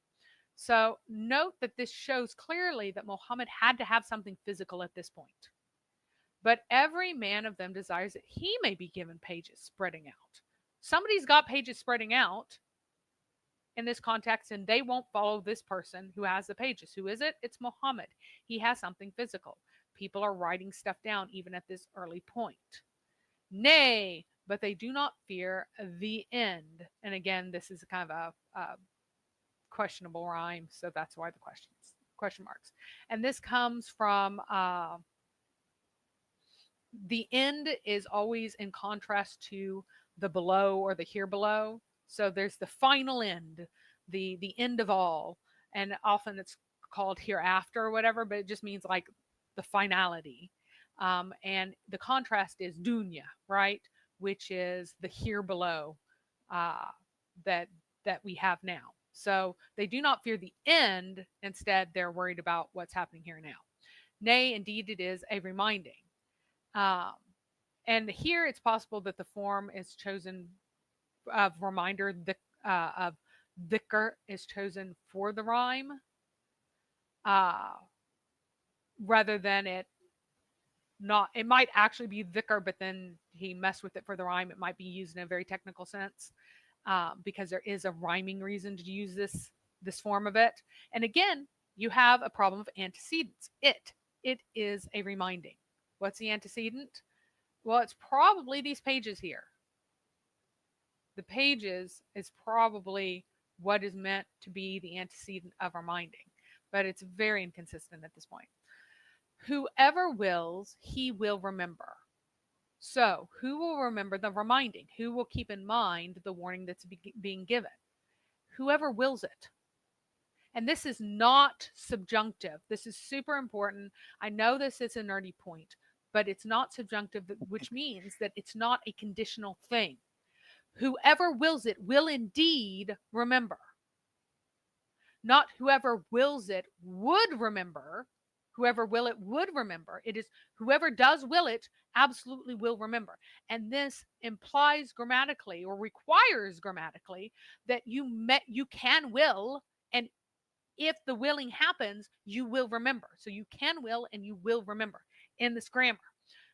But because Muhammad later he revoked the free will theology that he taught until 1619, whenever Abu Talib died, he smuggled in something that directly contradicts what he just said. He just positively said that whoever wills, and that verb form means that you can will, he will remember. This is a sure promise. And instead he goes, and no one will remember it except that Allah wills. He, the people of wariness and the people of forgiveness. And this is an especially bizarre phrase, in addition to completely going back on what he just said, that you can will and you will remember if you do will. He completely negates that. No one will remember it except that Allah wills. Then you have this incredibly bizarre phrase. He, the people of the wariness and the people of the forgiveness. So I suppose that this must mean that Allah is of the people of the wariness and of the people of the forgiveness, but this is always mistranslated because it's such a bizarre statement. Look, he, ahulul taqwa, that is the people of the wariness, of being ware in a religious sense of Allah. Sometimes it's translated as God-fearing, and the people of the forgiveness. This is he, the people of the wariness, and the people of the forgiveness. It cannot mean anything else. It's always mistranslated. So let me see how they normally translate. It's really odd. So while you're looking that up, Yep. Let me take one of these super chats from earlier, from Ben. O son of Adam, spend. I will spend on you. Give, then I will give you. It's difficult because you know what? These are my last few. As it is, the price is going up, the rand is going down, this is happening. Excuses. Those are excuses. You give and watch what Allah does. Yeah, you give and watch what Allah does, and then the comment starts, out of business, question mark? Which I just find so perfect. Anyway, the comment is, if the trajectory continues as it is, the mother of the chat, Mary, is in the business of debunking Allah and Muhammad's silly history. So I'm not quite sure why he said out of business. Maybe there was a comment in the chat about us being out of business for the last couple of weeks or something along those lines. Yeah. But I agree completely that Mary is very good at debunking and destroying Islamic history. No doubt when Ultimate Truth calls in here very shortly, he's going to correct us and explain how, in fact, all the Jews and Christians knew about 19 at the time of Muhammad, and they all acknowledged that he was a prophet and then rejected him anyway, or something along those lines. Or he'll just ignore that actual challenge entirely and be like, and start talking about coincidences of 19, which occur, shockingly enough, 1 out of every 19 things that you try in the Quran. Thank you for that donation. No. Steve says Shakespeare. That this is not, this is not Shakespeare. Good All to right. see you in the chat today. Yes. So, Mr. and by Mashman. the way, I was actually being generous because I'm assuming that this is coherent. That I said he, the people of the wariness, and the people of the forgiveness. You don't have connecting verbs in Arabic, so it could mean he is the people of the wariness and the people of the forgiveness. Like that's how you would. And I just went he, the people of the wariness and the people of the forgiveness, like as if they like maybe looked to him or something and kind of left it vague and poetic, because it makes so little sense to say he is the people of the wariness and people of the forgiveness. But they just change the word people usually to something else in the translation. For he is the fount instead of the people of all God consciousness and the fount of all forgiveness. Like it says people. The fount of fear. He is the To be fount clear, of it's mercy. plural, right? Yeah, it's plural. Yeah, well, it's well, no, it's singular. It's ahl. So like But then it would be the ahl person. al bayt are the people Oh wait, no, of the people house could. of Muhammad, Yeah, right? people, collective singular. Gotcha. Yeah, it's a collective singular. The folk of Muhammad, like the folk of someone's household. A lot of times is how it's used, not always, but it's like. So he is the folk of fear and the folk of mercy. Like that is what it ends up being saying here. But they're changing people ahl to Lord, the Lord of righteousness and the Lord of forgiveness. And then this one is he is worthy to be feared and entitled to forgive. So they're making it he is the one that the people of forgiveness and mercy and the people of mercy look to. So that's kind of how I'm interpreting it as in a poetic statement. But most of these are like utterly unsupported translations. And it's just they're embarrassed by what the Quran actually says. So they're saying other stuff. He is the source of all righteousness. So now Ahl is a source and the source of all forgiveness. And he's a Lord. Again, Ahl is not Lord. And the worthy, you might, he is, if you went, he is of the people of forgiveness or the one that they look to or something like that. If that's like what you're trying to imply, maybe that's what it could mean. But yeah, entitled instead of ahl and sticking in a new verb. He is the one who forgives. He is one who deserves that mankind should be afraid of him. And that's just like, I'm just going to make stuff up here. So anyway, I find all of these translations extremely funny. What it means to be the people of forgiveness, and well, it doesn't mean anything, which is why all these translations have.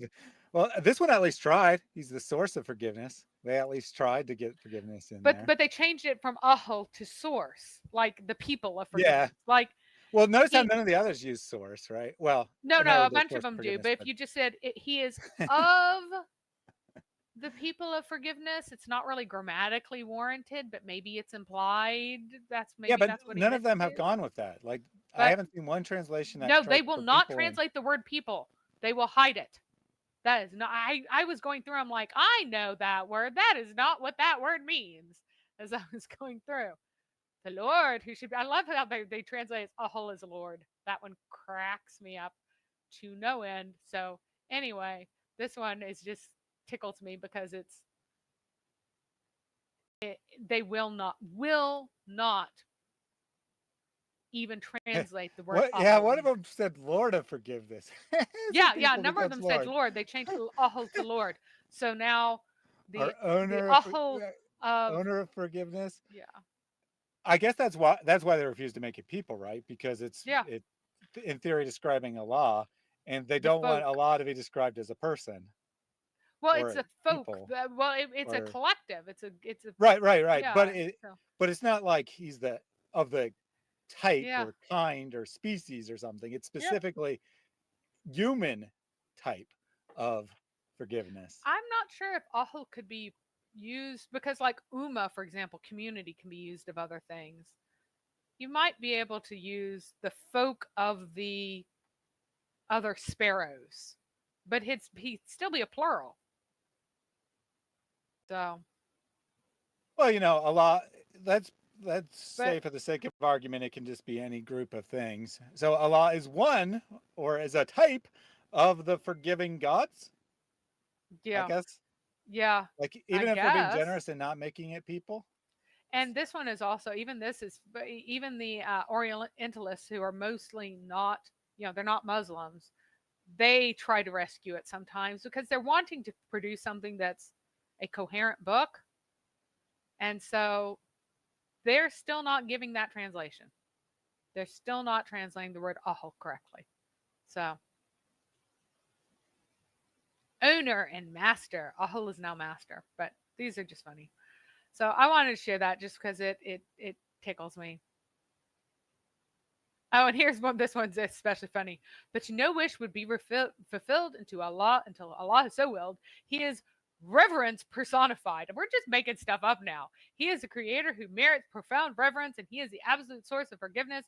And to those who repent, perhaps he will relent and quit them all his debt. So that one just tickles me. The ones where they just like wildly add things. So Oh, those ones are the best. I mean, in fairness, some Qurans are entitled an interpretation of the Quran or something like that. So as long as you're calling your translation an interpretation anyway, you might as well just put all kinds of interpretation in there. All right, so that is my source. So I would like Muslims to come up and address specifically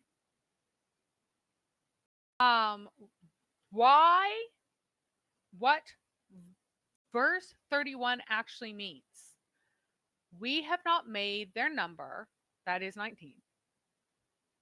And this is the number of angels, except as a trial for those who disbelieve, that those who were given the book may be convinced, and those who believe increase in belief.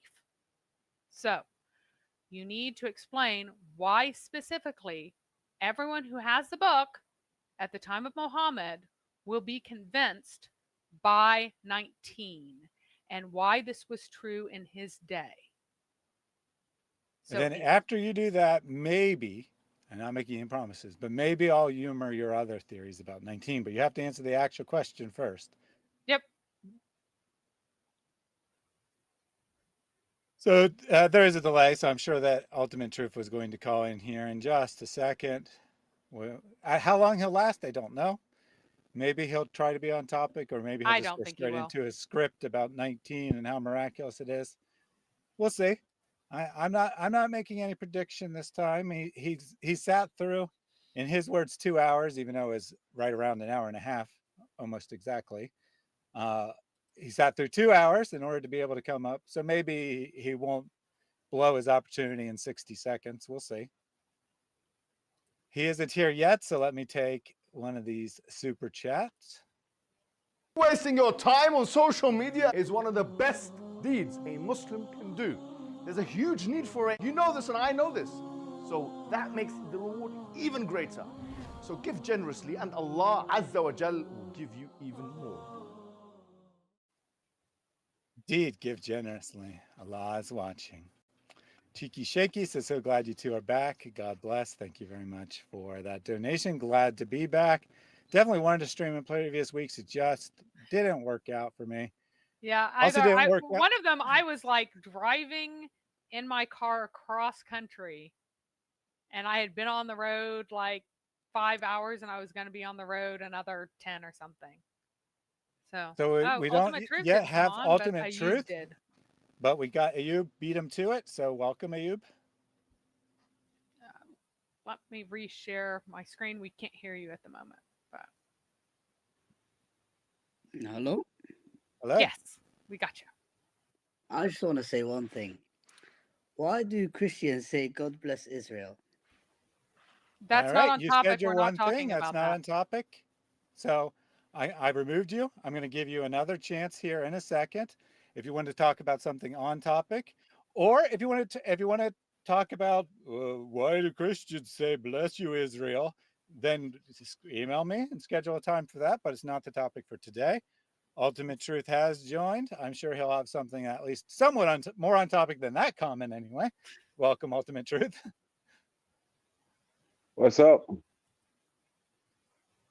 Hi. I see you're very eager to talk about this. You waited through, in your words, 2 hours of presentation, even though it wasn't. So our question for you is, what does the Quran mean when it says over it are 19? A little kid, a 5-year-old kid, should be able to understand that. It's two Well, verses.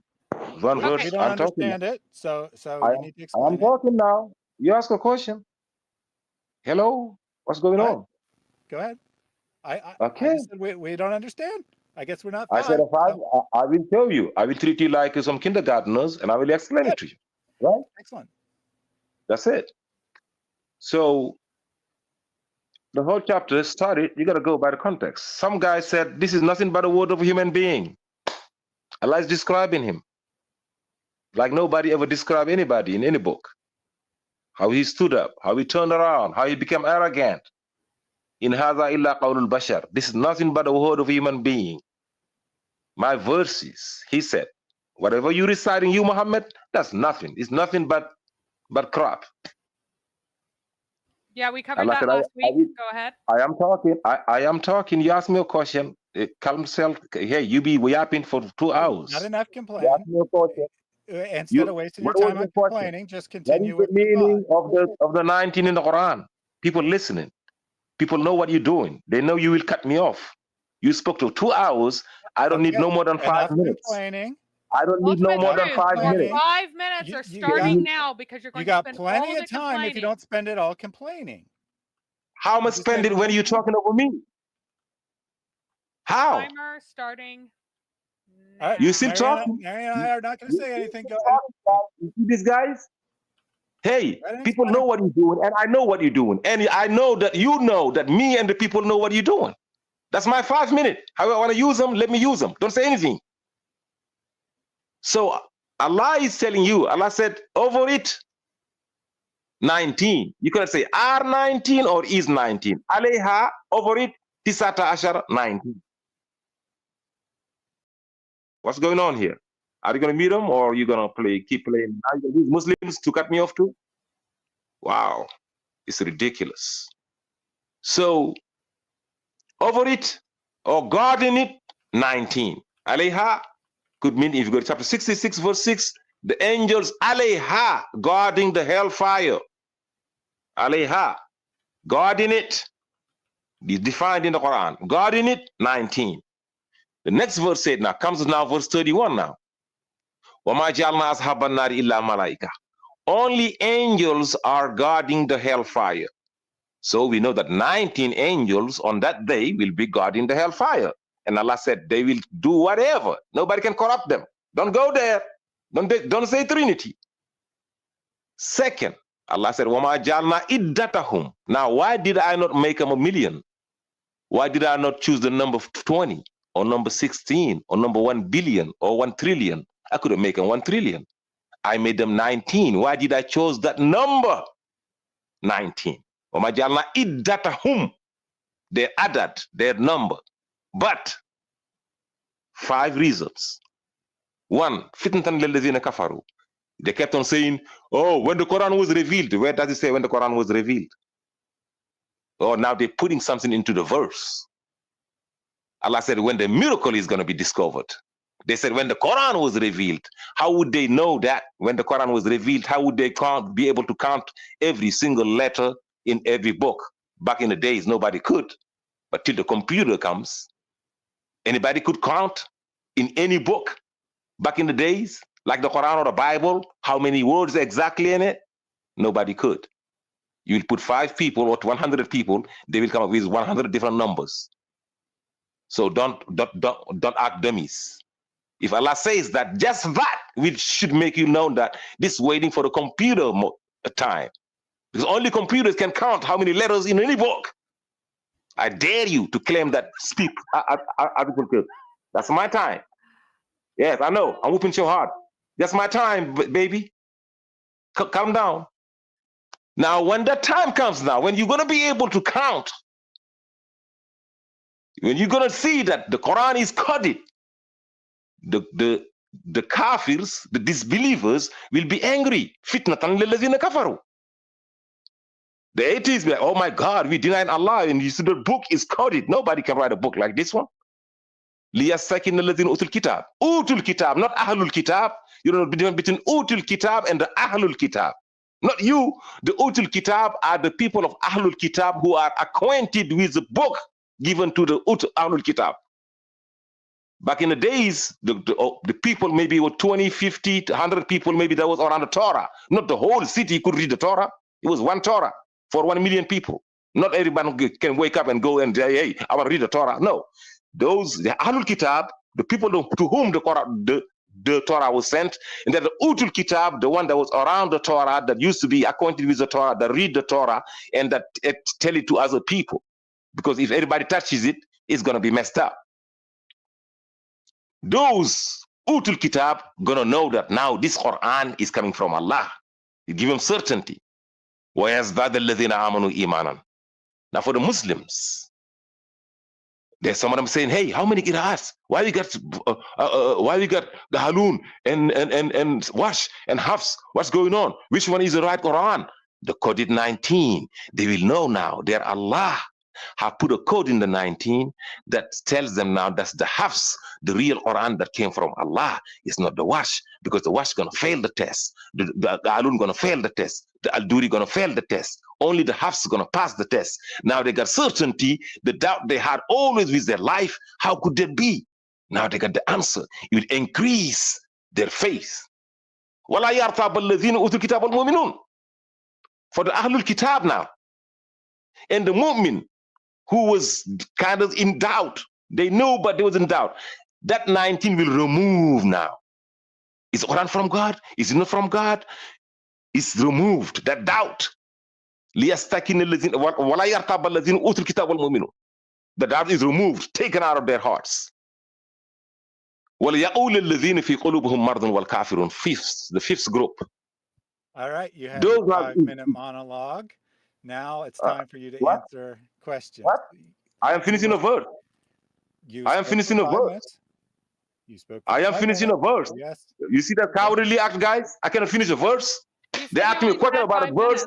I cannot finish a verse because you kept on cutting me off. No one kept cutting you off. You got 2 hours of yapping. The Muslim, I want to finish the verse. You want to cut me off. I'm on the last sentence of the verse. We 2 seconds. Finish your sentence. Oh my God! You guys. Finish. All right. I will take 10 seconds. I will take 10 seconds. I whoop you still. So right. 10 seconds. For the hypocrites, I said 10 seconds. That's my 10 seconds now. What? What are you doing? I can't do that. Why? You cut me off. I didn't start yet. You're talking. 10 seconds. You chose to use it to complain. You spend all right, go ahead. Go ahead, bro. Shame on you. People know what you're doing. I still gonna whoop you. Hey, I'm gonna follow your rules. I'm gonna follow your rules. You saw the clip and you chose to complain instead. Now you're going to answer. You stop talking. I said what? Why don't you just? No one was. Go ahead. You were just crying. Ask your question. Ask your question. You're gonna answer questions. The next time you complain, I'm going to remove you from the chat. You understand? I know you will. I know you will, Darius. I know you will because you can handle me. I will respect you. I will respect your time, but you will still remove me. You are as filthy as your prophet. You don't respect my time in the least. Prophet. All you do is come on here and complain. I want to ask you questions about the text. You want to come here and complain and whine and cry like a pathetic baby. I don't care. I don't care what your opinion is about me. I don't care if you think it's fair or not. I want to discuss the text. Let's discuss the text. Okay? Now, my question to you is, you said that it's the number of angels over hell or guarding hell or whatever, right? Agreed. Then you went from that to, and it's a secret code. Where do you get the idea it's a secret code? From the text, where do you get the idea it's a secret code? I heard you. You don't have to repeat that 5 times. People heard you. I wouldn't have the chance. He asked, if I said, all right, I have 173 people guarding the White House. But why did I choose that number? Why I didn't make them 174 or 173 or 1 billion? Now I'm focused on the number, not on the soldiers. I am focused on the number. Why did I make them 19? The number 19. If you can understand that, I think a 1st grader can understand that. Okay. Hey, Dad, why did I hold it? I'm talking. I'm answering your question. I am answering you. not. I didn't answer. You said you What does the complained text because I say? repeated the same words 2 times, and then I let you repeat the same words 4 times before I tried to get you to move on. What does So- the text say to justify Right. your So focus? his The theory, text. here's his argument. His argument is there has to be a reason for 19. Okay. Why does the text, what? First of all, let's say there's let's, for the sake of argument, grant that and say there is a reason. Why does the reason have to be a secret code? The text. I'm ready to answer every single one of your questions, but you gotta let me answer your question. What are you doing? Are you serious? I can't even answer your damn question when you only got questions? From the text. Look at the text. Okay, and so tell us ultimate truth, where it let me says explain there's a secret something to code. you. Let me explain something to you. I need you to concentrate, try really hard to think here. When it's your chance to talk, you have 2 options. You can complain about not being able to talk, or you can answer the question. If you complain about not being able to talk, you'll be muted. If you answer the question, you'll be allowed to answer the question. When you start repeating yourself for the 4th time, then I might cut you off. All right.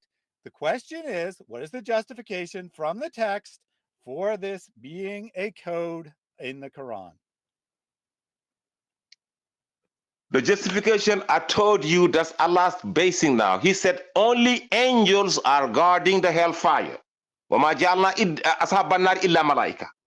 The next sentence, وَمَا جَعَلْنَا إِدَّتَهُمْ. Why I chose that number? The number, not the angels, but just the number. إِدَّهُمْ. The number. Sorry, somebody's calling me. The number. And that's why I give you. I got to break it down since you're too slow to understand. I got to take you to the first.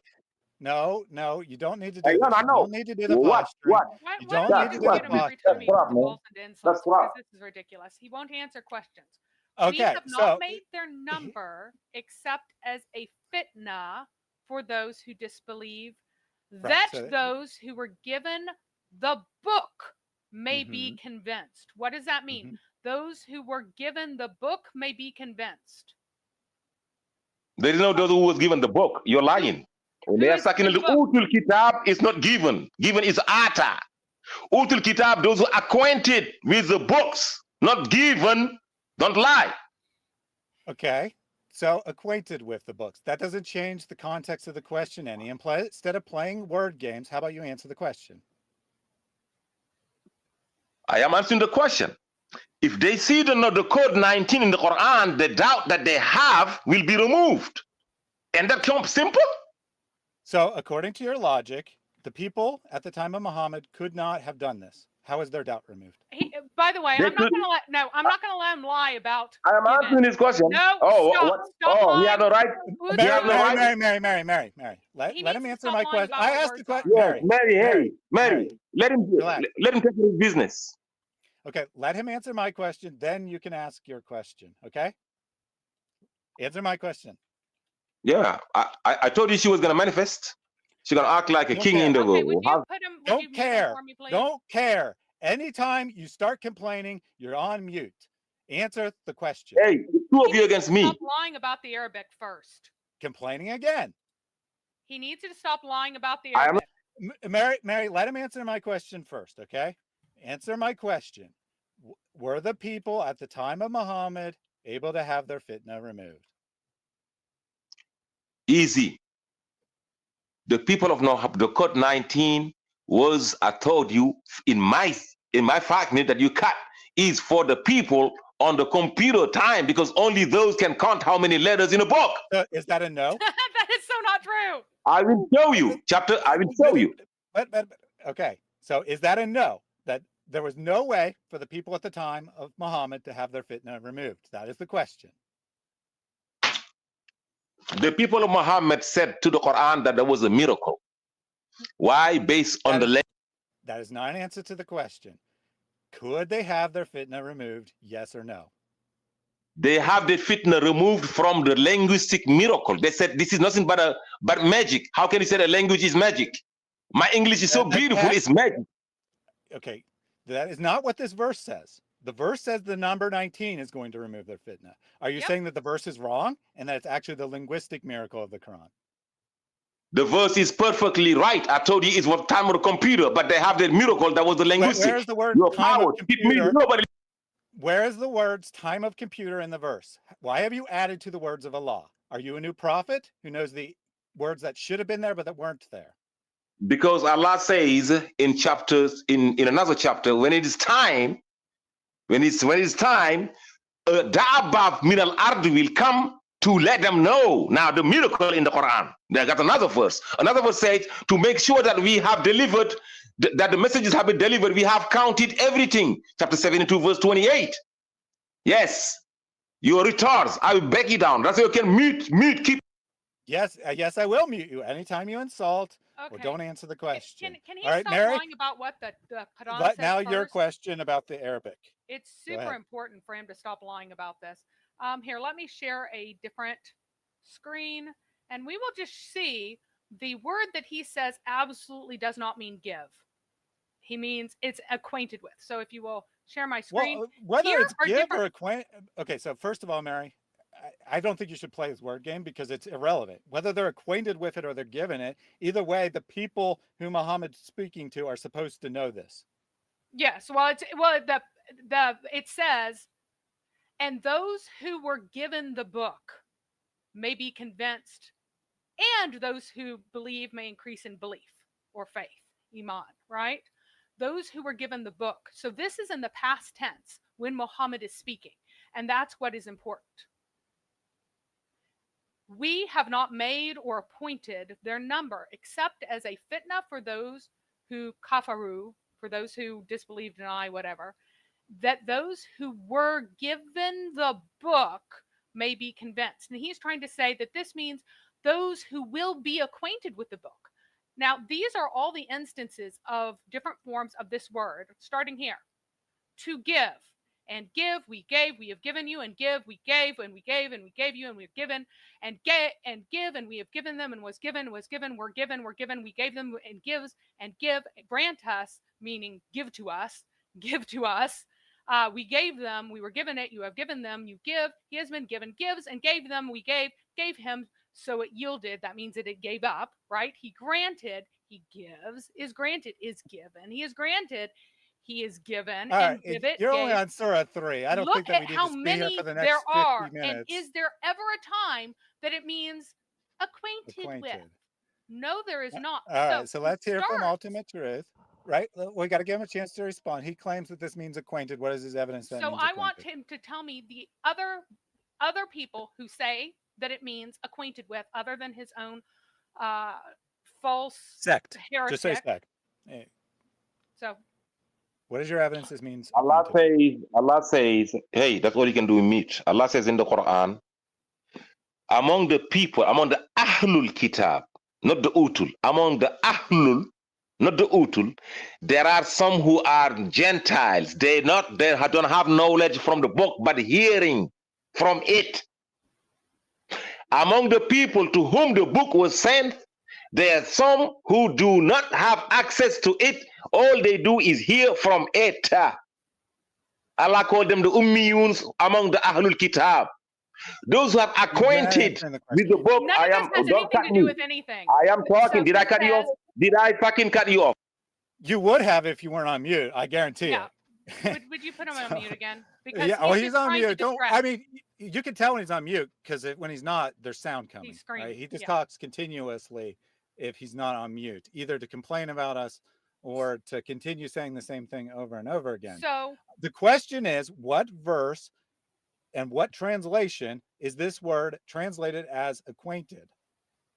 I don't think that even if I grant your translation, it doesn't help your case in the slightest. But Yeah. since you insist on being dishonest, let's see well, your just evidence. so you know, that it what he's means doing is acquainted. he's throwing a fit and he's trying to say, "Oh, it says utu, or utul. It doesn't say aho." I didn't say it said aho. It says given, not people. It doesn't say the people of the book. It says those. Mary, you're who giving were him too much given credit. The book. You're giving him too much credit. He doesn't. All he knows. No, is that he he's is told that arguing it's from this- that, but he's trying to claim that it's future people who are acquainted with a different book. But Okay, always Stop making his those who were argument given for the him. book means Jews and Christians. Stop making his argument for him. Let's hear it from him. All right, ultimate truth. What verse and what translation is this translated as acquainted with besides yours? That's not right now. You got to say justify. That's not what verse. He said that's the people of the book. I said that's not the people of the book. This is recorded. I did not say that. Quit lying. Mary, focus. This is ultimate truth. We have to focus. Ultimate truth. Answer my question. What verse is it translated as acquainted with? I said, she said the people of the book. I said it's not. I did not. I don't quit care lying. what she said. As soon as you say she, you're going to be muted. I don't care what Mary said or what your problem with her is. All I want is an answer to my question. Okay? Pull up mine and let's look at my translation. Those who were given the book. Those who were given the book. Those who were given the book. Those who were given the book. He threw a fit and said, it's not those who were given the book.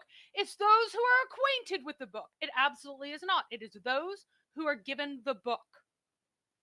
Now, these are defined as Christians and Jews by the ijma of all the people who lived at the time of Muhammad and taught other people after them. So he needs to bring evidence for the fact that my translation, those who were given the book, is incorrect and it should be acquainted with. All right. Ultimate Truth rejoined. He had internet problems or whatever, but he's back. What verse, what translation, what scholar of Arabic, what evidence of any sort justifies your translation as acquainted? I said they used. I don't ask people what translation. Show me in how it means that. You don't ask me what people translated. All right, so he apparently doesn't want to answer the question. He and just I wants did, to by complain. the way, everyone, how many times did I show you that he gives, given, that that's the only translation? But he has to lie about that because he's saying that this is not about Jews and Christians, but rather about the people of the future who will read the Quran, that those who are acquainted with the Quran will be convinced because they will have secret knowledge.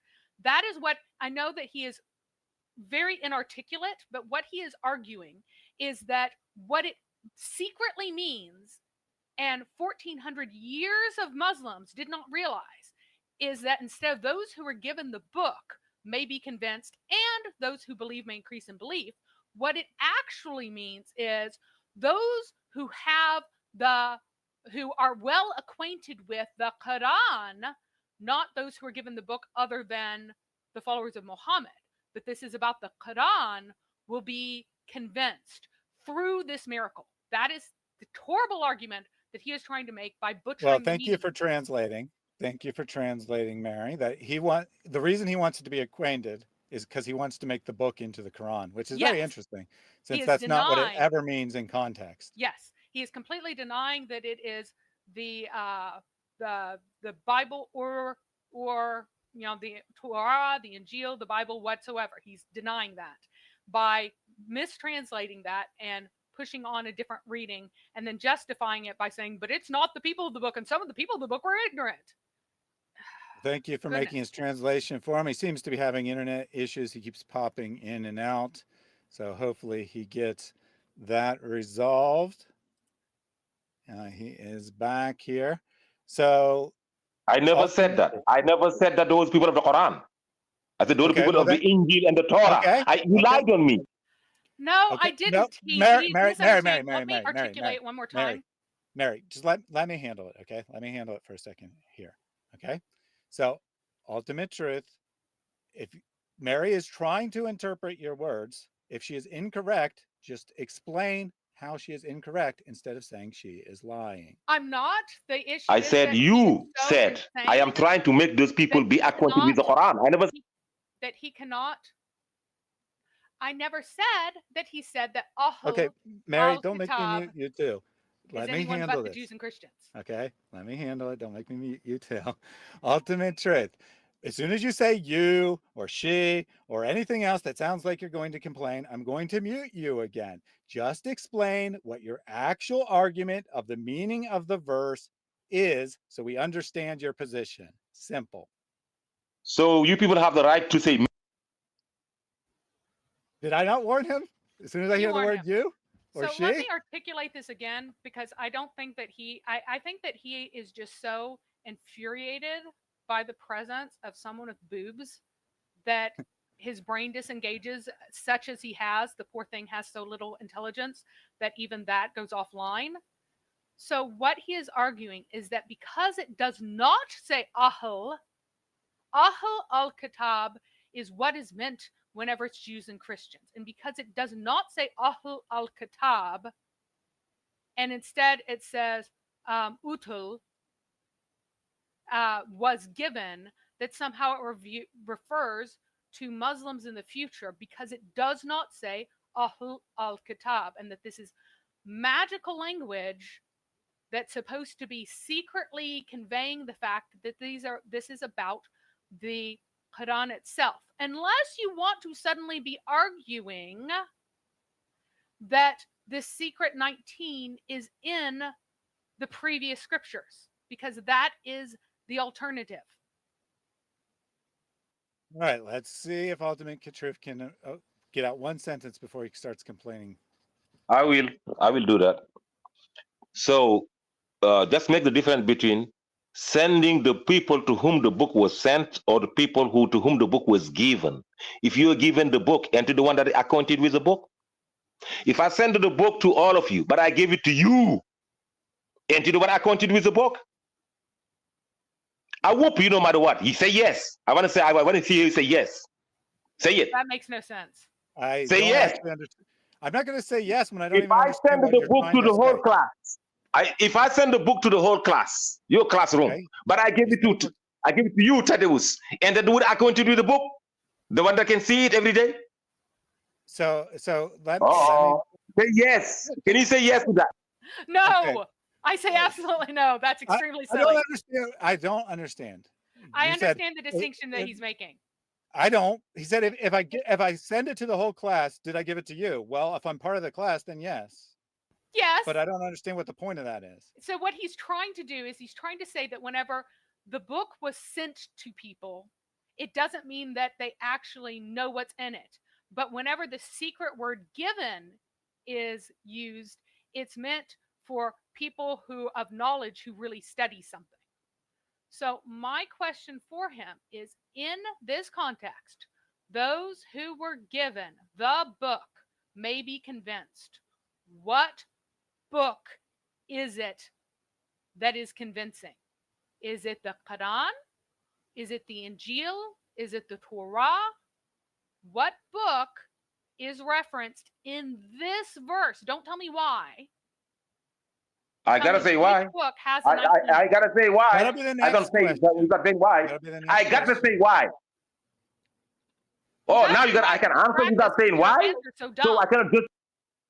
Okay, so Ultimate Truth. Again, if you just answer the question, then we'll ask you why. We got to go step by step with you. You seem to be incapable of having a conversation, so I'm forced to mute you after each question so that we can actually have a semblance of a conversation. So first question is, what is it referring to? I will, if I answer, I'm going to justify. You're cowards. You're seriously. So what, Mary, what is the definition of insanity? Yeah, well, the issue is that no one is understanding him because he just babbles. Yeah, well, he spends the question, people would even understand what he's saying. He spends 2/3 of his time complaining. And then he says some words that we don't understand. We try to get clarification, and his response is more complaining and insults. How does he think that this is effective? How does he think he's accomplishing anything here? If no one understands what you mean, you're not accomplishing anything. Just say, in this verse alone, not every time the word book appears, in this verse, what is a kitab that has the 19 in it? Just this verse. All right. You can justify later. Again. In this verse, the kitab that got 19s on it starting in verse 13, that's the Quran. But the Utul kitab that... Okay, so he says it's the Quran. You're correct when you said that the reason he was translating the word as such is because he wanted it to mean Quran. Yes. So now I want your justification from any classical exegete or any person, any narration, any hadith that viewed this usage in the Quran in the way that you have chosen to view it, to deny that refers to the Jews and the Christians and affirm that refers to Muslims. So who before the 20th century had this idea and had this interpretation? The verse, the same chapter, verse 16. He is stubborn and refused to accept our verse. The question wasn't with the verse. The question was, okay, so I'll give you a different option. You can say, this is the person who had this interpretation. Or you can say, you're correct, no person had this interpretation until the 20th century. And if you say the second, then I will give you a chance to try to justify it from the text. But you first have to admit that this is a novel interpretation of the Quran that no Muslim saw until the 20th century. Would you bring up my thing so that I can show the verse that he's trying to say is also teaching this? Go ahead, Ultimate. Every Muslim on earth says it. Show me an. Every Okay. Muslim on earth says it. That's Let his me answer. show him some Muslims who don't say it. Ibn Kathir, the only view that he says is that, meaning we have mentioned their number as being 19 as a test from us for mankind, in order that the people of the book, Ahl al-Kitab, Ahl al-Kitab, or Ahl-Kitab, sorry, I'm like repeating the twice, but Ahl-Kitab may arrive at a certainty. So, who is he interpreting it as? The people of the scripture. He's saying it means the same thing. Meaning, and then what so else that they does he may know say? this messenger is true, for he speaks according They to the have same with thing them. that they have with them of the heavenly revealed scriptures that came to the prophets before him. So according to Ibn Kathir, it's the people who already have the same revealed scriptures. Got who it. are explicitly People of the book. Al-Tabri. What does Al-Tabri say? And he says there are 19 in the Torah and the gospel. Seems pretty clear he's interpreting that as the Torah and the gospel. You got any more for us? So Allah wanted that the people of the book become certain. I mean, he said Torah and gospel. I mean, So how much more explicit could he be? To clarify even more, on the authority of Mujahid, he says that they will find it written, qatada,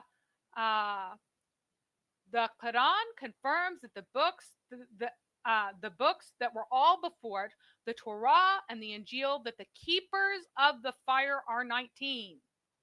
And another chain, he says, so the people of the book will be certain. We got it. Who else says this, right? Who else says this, Mary? The Haq, and this is all in Al-Tabari, and he cites no other view. Al-Suyuti, and we have multiple other people. They will find their number in their book to be 19. Their book. Their book. More here. Again, back to Qatada, but this is through Al-Suyuti.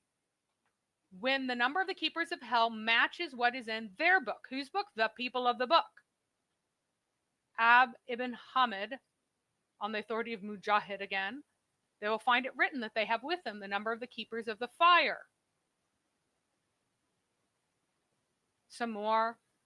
The Quran has confirmed the books that came before it, the Torah and the Gospel. Al-Qurtubi tells a very elaborate story that's essentially the same, that the Jews were testing Muhammad, and then Muhammad properly replied to the same number that is in their Torah, that there were 19 guardians of the fire.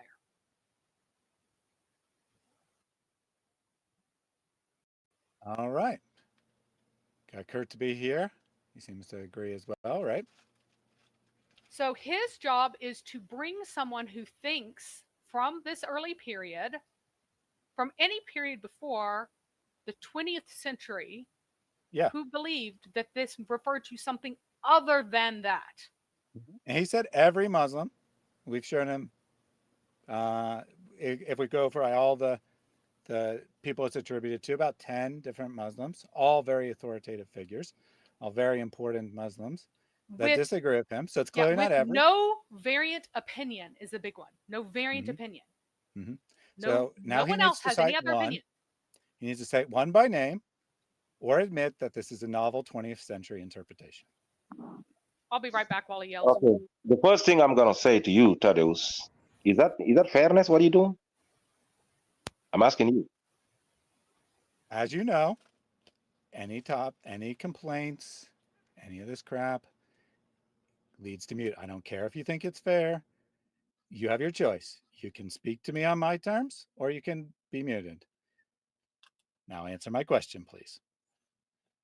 You said the same thing I said. I said the people of the book acquainted with the books of the Kitab, of the Injil and Torah, but the 19 is talking about the Quran. That's what I said. You said. Okay, that is not what you said. We asked you, maybe you didn't understand the question. We asked you who, when it says the people acquainted with the book, what does the book refer to? And you said it meant Quran. Now you're claiming that you said it meant the Torah and Gospel. No, that's not the question. She asked me the question. She said, what is the 19 referring to? Which book 19 is pointed at? I said, the Quran. No, that is not the question you were asked. You misunderstood. Now answer the question that was originally asked of you. When it says the people acquainted with the book, what is the book in that phrase? The people of the acquainted with the Quran, or the people acquainted with the Torah and the Gospel? I said the question, if you can give me just at least 130 seconds to explain what I understood. I said, I said the people, those are the people who are familiar with the books revealed before. I said that before in my speech, but she said, what is a 9? This is recorded. I don't care what you think she said.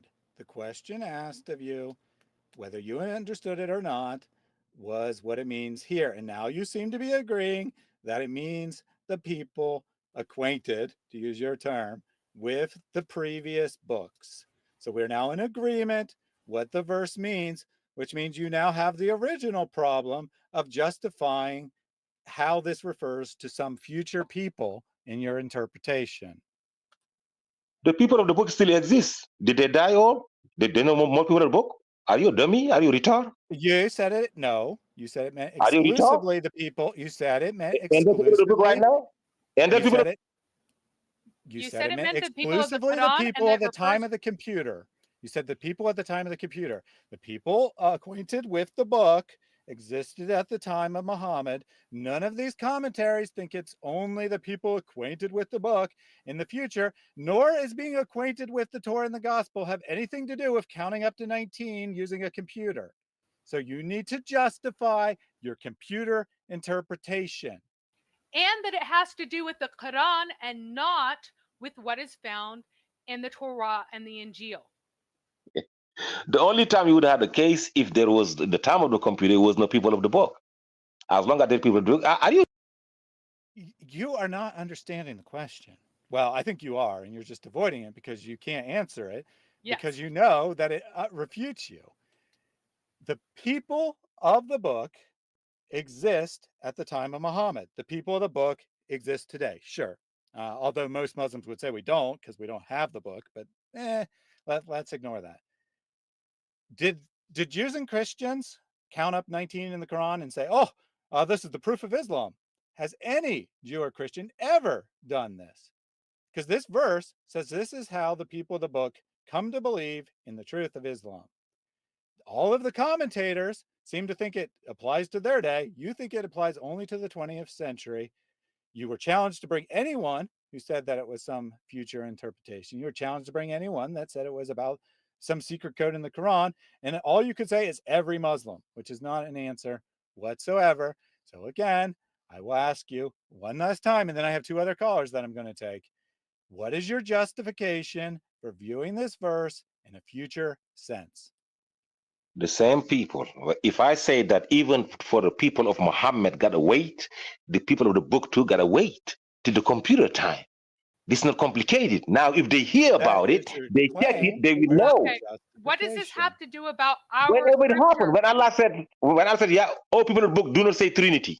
Maybe there was a people saying Trinity in Medina. Oh my goodness. Oh, He doesn't okay. say Trinity So ever. you're trying to change the Stop. topic. Quit changing topic. You didn't actually answer me about how this is justified. You just said it is. Now, what does knowing the scripture, the previous scripture, the book, whatever you want to describe it as, what does that have to do with finding a code? Do you need to know those books to find the code, or does Allah just say this for no reason whatsoever, since it was neither discovered by a Jew or Christian nor believed by a Jew or Christian in modern times? Is it completely arbitrary that he says that? Because their books are talking about the Gentile prophet to come with a book. Now they can check that book and know that this book, that By the Gentile number prophet, 19? No. By the number just let me, 19? can I answer your question? Can I just answer your question, bro? People are Yeah. laughing at you. Okay. Yep. This is People going are to be your laughing last at chance. Okay. you. Can I? Pause. It's going to be your last chance to talk. I will give you 3 minutes to make whatever final point you want. I will cut you off at 3 minutes and 0 seconds. And that is that. Go. All right, I got 3 minutes to say what I gotta say. They will not cut me off. Let's put them on a test. Let's see if they can succeed. All right. So I'm making clear that the 19 is pointed out to the Quran. The verse is the chapter is describing somebody who was reacting to some verses of the Quran being recited to him. And he said, this is nothing. He didn't see the Bible. He didn't see the gospel. He said, in hadha, this right here, Muhammad, in hadha is you looking at it. He's looking at the Torah. He's looking at the gospel. In hadha illa sihrun yusar. In hadha illa qawlul bashar. This is Muhammad. What he just reciting to me is nothing but crap. It's nothing but a word of a human being. Allah said, it's not a word of a human being. And 19 is going to prove to you that this is not coming from a human being. So it's not talking about the Torah and the gospel. But when we mention the people of the book, that will have certainty that this Quran is from God. The 19, the question of Mary was, what was the 19 about? I'm going to make a video out of it to expose you both. Now, Teddy was changing to say the people of the book, what book is it? That book is, yes, the people of the book, that's the people of the previous books. We know that. I said that already. But what is 19 pointing to? That's to the Quran. They will know through the 19 that this Quran here is from God. Not that their books, this Quran, they know that their books are from God. They know that already. Their question is not questionable. The Jews and the Nazarenes, the Jews know that the Torah is from God. The Nazarenes knows that the Injil is from God. Now that book here, they don't know. Now the 19 going to give them certainty that this Quran also is from God. What are you slow to? Yes, you're going to run from 19. Yes, you're going to stop me. Yes, that's your fairness. Or come challenges, you Muslims. You should be giving me 1 million minutes to whoop me. No, you said if you open your mic, you're gonna interrupt us. But you kept on interrupting me. That's how low you are. You can stand me. In a fair debate, I will destroy you. I will show you that there's 114 chapters in the Quran. That's 19 times 6. That's 6,346 verses in the Quran. It's 19,134. I will tell you about a miracle of how many letters. Just use the letter ta, one letter ta. How many times? 1,273. It's a multiple of 19. The letter ta of the aha. I will show you that the Quran cannot be 115 or less than 114 chapters in the Quran. I will show you that. But you're running like cowards. You're showing that Christianity is false. Where is fairness? Everybody knows you're not fair. You're biased. You're nobody. You're afraid of me? You're challenging the Quran? You're crying with alligator tears. All right, cut him off exactly at 3 minutes, like I promised. So I have one more question for you, Ultimate Truth. You say that I can't handle you in an actual debate. last time you were on, I tried to schedule something with you. You got really upset and hung up instead. So, simple question. I don't hear any complaints or any bravado or any posturing. Would you like to schedule a time this weekend to have a timed formal debate on the miracle of 19 in the Quran? Who's gonna organize it? Somebody else, a neutral person, because you're nobody. Who's gonna do it? Is that a no? If somebody else neutral I gonna will, do it, yes. Yes, if somebody else gonna think. People saw who you are. He's terrified. Why would I trust you? He doesn't want to answer you the don't have question whether or not winning I the will, lottery is a miracle. I will get a moderator. No problem. I have lots of friends. Many of them do debate sometimes. I'll get someone else to moderate. And it won't have to be a Formally female. and if you would like to do that, then say yes. If you don't want to do that, no problem. You don't have to. You can say, you can justify by you don't trust me, whatever. If you agreed, it's on tape, we both agree, and then I back out or I don't stick to the terms, then it's clearly on me. So you have nothing to complain about in advance. Would you like that? Yes or no? Yes, yes, yes. Be the moderator and tell me the time and the topic, exact topic, and no changing topics. Tell the topics now. Okay. Choose a neutral moderator. Yes, 1 billion times. Now choose the topic. Obviously, I can't tell you the moderator because I have to ask people and they have to agree. So I can't tell you that in advance. But here is the topic. Is there something miraculous about the number 19 in the Quran? You want to limit it? I would have said, is the Quran coded 19? Yes or no? How about that? Okay, fine. Is there a secret code of 19 in the Quran? The Quran coded 19? Yes or no? It's simple. I give you the best answer with a fewer words, way more articulated. Okay. I don't think that's as good a title, but if you want that exact title, we can have that exact title. No problem. Are the titles better than that one? I already told you 2 better titles. What but time? No Give me worries. the time. No worries. What time? I what know time? YouTube. So what time? I'm writing it down. Is the Quran coded with the number 19? Okay. Yes. Now, what time is good for you this weekend, dear? Saturday Whatever or time Sunday? you pick. You pick. Okay. Okay. How about 1 p.m. Eastern time on Saturday? 1 p.m. Eastern time on Saturday. Yes. I will destroy you. I promise. What up, Bulkaba? Now, I will destroy. How can I contact you to give you the information on where the debate will be hosted, who will be the moderator, how you connect to the live? I'm gonna send you. Don't you have an email attached to here to your channel? Yep, my email is in the description. I will look for an email from you. I'll send an email in a minute. Just next time, bro. Just try to make it a little, just a little. That was too biased. That was too obvious. That was too crap. Gotcha. Yes. I like how he had to throw a fit about me actually making it so that other human beings could understand his point. I know where. And his argument. He's like, I have to scream, I have to scream. I'm like, dude, I'm not actually criticizing your point yet. I need to articulate your point in the English language because he actually says a whole bunch of words to try to sound really smart while not letting you know what he's trying to argue, because I think at some level he realizes. Yeah, well, that's a very common debate tactic, not just with him or not just with Muslims. It's a very common debate tactic to speak many words so that people think you're saying something when you're not really saying much of anything. Anyway, we have Cruiser has joined. Oh, could you show my screen again so that we can have the text of the verse again? It's just helpful that we know what we're referring to. So there's something, it's not showing people's names when they don't join off camera. No problem. I'm telling you that someone who's going by the name Cruiser has been added to the chat. Can you hear us, Cruiser?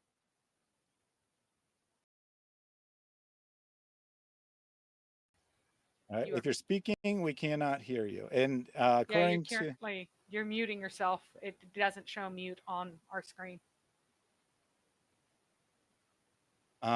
Well, I can tell when he mutes himself and he doesn't have it on, so maybe his microphone's not working, or maybe he stepped away from the computer while he was waiting and isn't actually there. Either way, let's go to the next caller. So I've added Faisal to the chat. Welcome, Faisal. Hi, Thaddeus. Hi, Mary. Can you hear me? We sure You're can. a little bit soft. Okay, the sound is too low? Oh, that's much better. Much better. Okay. Okay. So that with regard to your point, like 19 miracle. So actually, I did not get your point. So can you just summarize what you are exactly asking from us? Mm-hmm. Yeah. Can I do that, Thaddeus? Is that cool? Yep, go right ahead. Okay. Take a couple minutes. I think we won't have the same problems we had with Ultimate Truth, so I think it's just Ultimate Truth. He's just that way. Yep. So, and I do not hold anyone else to his peculiar views. I know it's heretical in Islam, and that only a tiny number of people have the view that his edited version of Hafs is somehow the only real Quran and all the rest are corrupt. Like, I know that that's not acceptable. So do not think that I'm asking you to defend his views.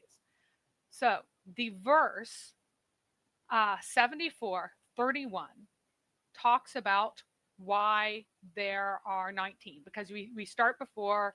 So going back a little bit, we have our buddy Al-Walid, who is saying to Muhammad that this is nothing but the words of a human being, and so he is being told, let's see, wherever that is.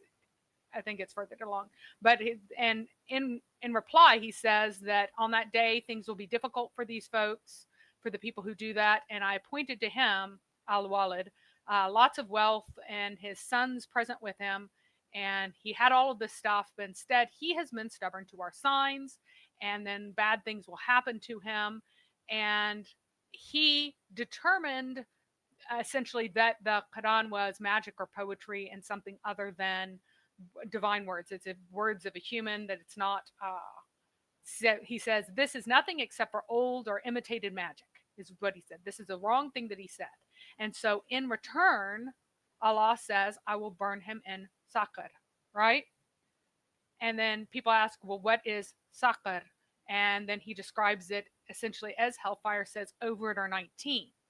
Then he's clearly questioned on what is the significance of 19. So what we're focusing on here is why 19? And it says, and this is Allah speaking, right? And we have not appointed companions of the fire anyone except angels. And we have not made or appointed their number except as a fitna for those who disbelieve, that those who were given the book may be convinced, and those who believe may increase in belief or faith, iman, and those who are given the book and the believers might not doubt, that those who have a disease in their hearts and the kafirs might say, what does Allah intend by this similitude? In that way Allah misleads whom he wills and guides whom he wills, and none knows the hosts of thy Lord except him, and it is not except a reminder to the human being. So that's the entirety of the verse. And we are talking about the 19 angels over the fire, and that their number being 19, how it relates to that those who were given the book may be convinced. So why is it that those who were given the book will be convinced by the revelation that Allah says that there are 19 over the fire? Yeah, I think it is talking about the number. So we have some kind of a 19 times the multiplicity of 19 is available in Quran, the chapters and verses. And so you think that that's what this is saying too? Yeah, I think, yeah. So what does this have to do with the Injil and the Torah, specifically? I mean, it is a point, so they can be convinced.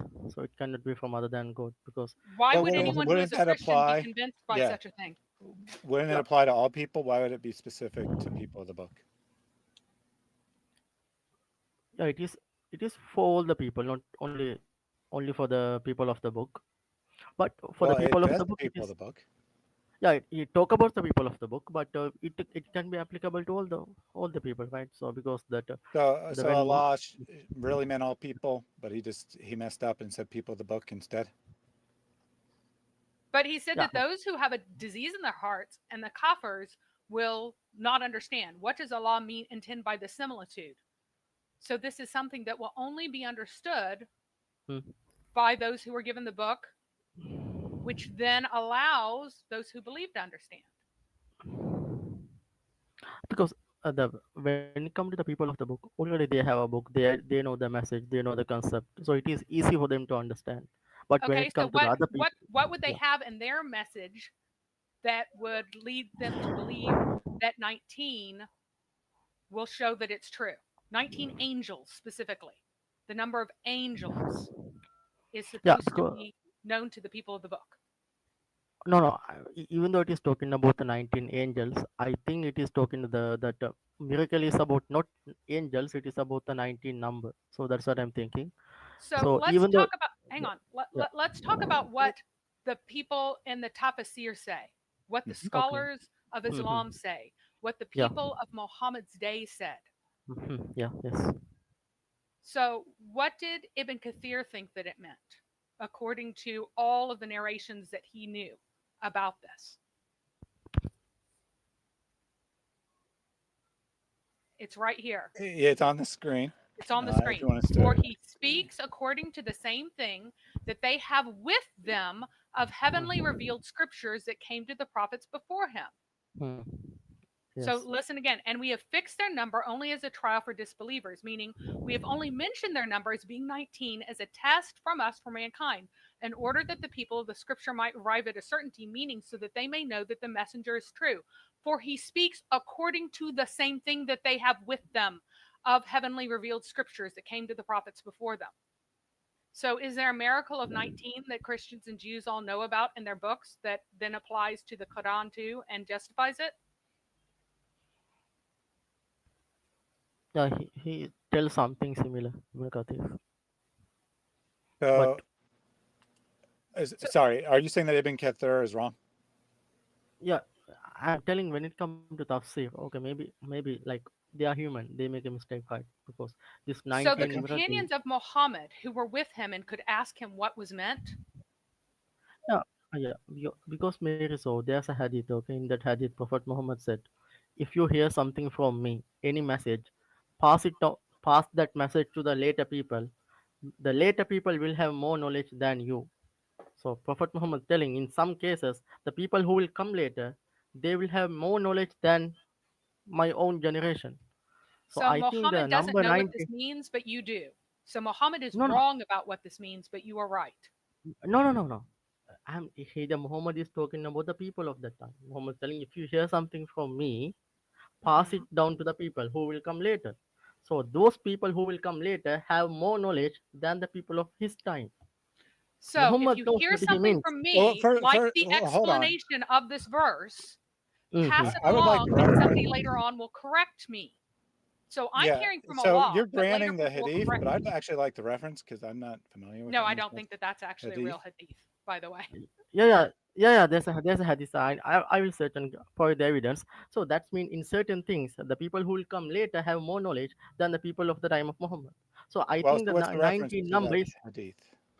Yeah. Right? I will Because give you. I have to go and search. Okay, I will give you that. okay, yeah. So post that later in the chat. For now, for the Mhm, sake of argument, we'll grant that such a hadith exists, even though we're mhm, doubtful about it. mhm. Okay. There are So other hadith that say mhm. that you should listen to particular people because they know the Yeah. Quran, I know. know Islam better Yes. than anyone else. Yes. There are Yes. hadith that say the first three I, generations know Islam better than anyone else. yes. I- I did not say no. I'm talking about something, some exception. Okay, that's the rule. The people, the still generation, they know most of the things. But when it comes to certain things, that's an exception. Everything can have exception. yeah, that's fine. I'm So I'm let me talking just about, make sure I have yeah, you. Let me just let. yeah. So we don't have to go through any more historical figures as long as I Mhm, understand your position correctly, and your mhm, position is correct. If I'm correct, is that yes, it's true that no historical Muslims came to the conclusion that there was a code about 19 in the Quran. They thought that this verse meant something else, but they were simply mistaken. And people in of modern fact, times have come to better knowledge about what the Quran means. Is that and your in position? fact, let's be clear that what Muhammad said about it was incorrect. Muhammad did not have full knowledge of what this meant, and that this was discovered in the 20th century, that in reality, it meant that you had a method by which to change and alter the Quran, such as it was handed down, so that you could arrive at the correct text. By the way, do you know that the letters that you have now in the Quran, I'm not talking about the... Well, hold on, Mary. Hold on. Before you ask him another question, I want him to say that we have correctly stated position. Yeah, maybe so. But when it comes to Prophet Muhammad, he never explained what is meant by 19. Right? If he did that one, that's fine. But he never said anything. It was the commentators. They are telling something. So when it comes to commentators, they are human. They can make mistake. They did Okay, make so let's mistake. look here. He said this was narrated. So some of the Jews said to some of the companions of the prophet, "Does your prophet know the number of the treasures of hell?" They said, "We do not know until we ask our prophet." Then a man came to the prophet, peace and blessings of God be upon him, and he said, "Muhammad, your companions were defeated today." And he said, and what were they defeated? He said, the Jews asked him, "Does your prophet know their number of the treasures of hell?" He said, "So what did they say?" They said, "We don't know till we ask our prophet." He said, "Have a people been defeated when they were asked about what they did not know?" And he said, "We do not know until we ask our prophet." But they asked the prophet and said, "Show us plainly." So then he said, "How many treasures of hell are there?" He said, 10 on one occasion 9, and together it's 19. And they said yes. So basically, this is the Jews said to Muhammad, "You don't know how many treasures of hell there are, but we do." And he goes, "There's 19." And the Jews said, "Yes, that's right." The Mary, that is not 19. Some reports say that 10. Some reports say it is 9. It Yes, never on said 10 on 19. one But this occasion is and 9 on the other, adding together to 19.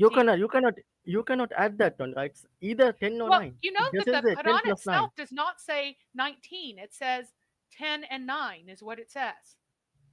It's just interpreted as 19 because it's probably written that way to make it rhyme. I should have translated it as 10 and 9 or 9 and 10. I mean, anyhow, I have to trust the translation. If you say 9 and 10, then it isn't 19, then your miracle of 19 is in the toilet already. So, Mary, to help him out, that isn't necessarily Muhammad talking about the verse. That's Kurtubi assuming that Muhammad is talking about the same thing as what's in the verse. So I think that he's okay there. But his position, correct. Am I correct? Well, I know it's called Companions of the Fire here, being 10 and 9. So it's still about companions. Right, but it doesn't say, "And thus the verse was revealed," right? Kurtubi doesn't say, "And thus the verse was revealed," or something like that. So that's him taking a saying of Muhammad, which seems to be related, and telling us it's related. So I think there's some wiggle room to escape and say Muhammad was talking about something different than what was found in the Quran. Yeah, I think that's something different, because it do not say 19, and you do not say angels. That is talking about something completely different. So I don't think. So you have to make no problem. No problem. Yeah, no they're problem. just coincidentally both over the guardians of hell. Mary, we need to focus. I still haven't got him to confirm that we understand his position, because you keep interrupting him. Go ahead, Faisal. Okay, so that's my position. Even if it's 19, I think certain things we have more knowledge than the people of that time. So in that case, it is acceptable. That's what I think. No problem. You say that this is knowledge that escaped Muslims for that period of time. I'll grant that. I'm glad that you agreed with that. So now, what is your justification from the text for reaching that conclusion? Because if it's interpretation that no one had in the past, then you must have a pretty strong reason to believe it. Yeah, because we find that number pattern in the Quran, right? The chapters, the verses, then we have the number pattern exists. So that cannot be a coincidence, because the chapters are multiplicity of 19, the verses, the sentences. Okay, sorry, I didn't mean to cut you off. So your position is, because we found this, now we know that's the meaning of the verse. Now, what if I told you that there is no pattern of 19 in the Quran? I can find For every 19 you can find, I can find an 18 and a 20. I guarantee it. I can find the You, equal number of them. you're telling So it is here's the thing. Okay, so okay. here's the thing. Human beings are Mm, very good at recognizing patterns. We have an yeah. amazing ability to recognize patterns. In fact, our Mm, ability to recognize patterns is so good that we mm, often recognize patterns that don't actually exist. okay. So the way this works, and trust me, I can do it with Mm, a different text. I can do mm, it with a different number in the Quran. okay. You try enough things, right? You try things, you try Mm, something. To use Ultimate Truth's example, he said one of the Arabic letters occurs a multiple of 19. Well, great. That's exactly what I would expect. About one, maybe two of the letters would occur a multiple of 19 because there are 24 letters in the Arabic alphabet, and thus each one has a 1 out of 19 chance, and there's more than 19 of them. The expectation would be a little bit over one. So I'd say most likely there'll be one or two that have a multiple of 19 in the Quran. You only talk about the one where the pattern fits, and you ignore everything else. Some of the surahs, right? There's 114 surahs. Some of them have a multiple of 19 letters, or a multiple of 19 words, or a multiple of 19 verses. You only talk about those, and you ignore the rest of them. I think Thaddeus, that is a consistent pattern. So I need to go and study, okay? Because I just have heard about that one because I need to study. But that's the pattern is consistent. So It is let not me inconsistent. That's what I say. Maybe you can come up with a Well, explain pattern. okay, something yeah. very So basic to you. let me grant you something. Okay, if I every I surah yeah. had a Mm, multiple of 19 letters, I would say mm, that's extremely unlikely, and that's probably intentional. Now, that wouldn't be miraculous because a human being could do that, right? If they wanted to, they could count up the letters and make sure it's a multiple of 19. In ancient times, people could multiply by 19. But mm, I would say that it's an intentional feature of the text. However, there is no pattern. You'll see a list of things, and each one by itself will sound pretty awesome, but there won't be any pattern between them. And all the things that didn't work aren't on that list. And that's how it works. So I would encourage you to go and study. And if you think you can find a consistent pattern, then I would actually love to discuss this topic with you after you've done more research, because okay. I'm a Yes. mathematician of sorts by Okay. trade. This actual numbers are my favorite topic. I would love to discuss this topic. Okay. Uh, but it seems like right now you've heard this and you haven't really checked it out. And that's fair to say I need to do more research. And Yes. Yes. Maybe we can have a discussion. Yeah. yeah, After once. yeah, and Once let after. me explain Yeah. something just very, very basic about how this kind of thing works. So every time you try to find a pattern of 19 in something this big, it will work without changing anything in any text 1 out of every 19 times. So if you try 10 things, you might not find one. If you try a few hundred things, then you'll find dozens in any text. That's how the odds of 1 in 19 work out. 19 is a small enough number that it will happen over and over and over again in any text. But here's the important thing to keep in mind also. A number of these wonderful coincidences don't actually happen in any text as is printed right now as a Quran. You have to make alterations to it to make it fit.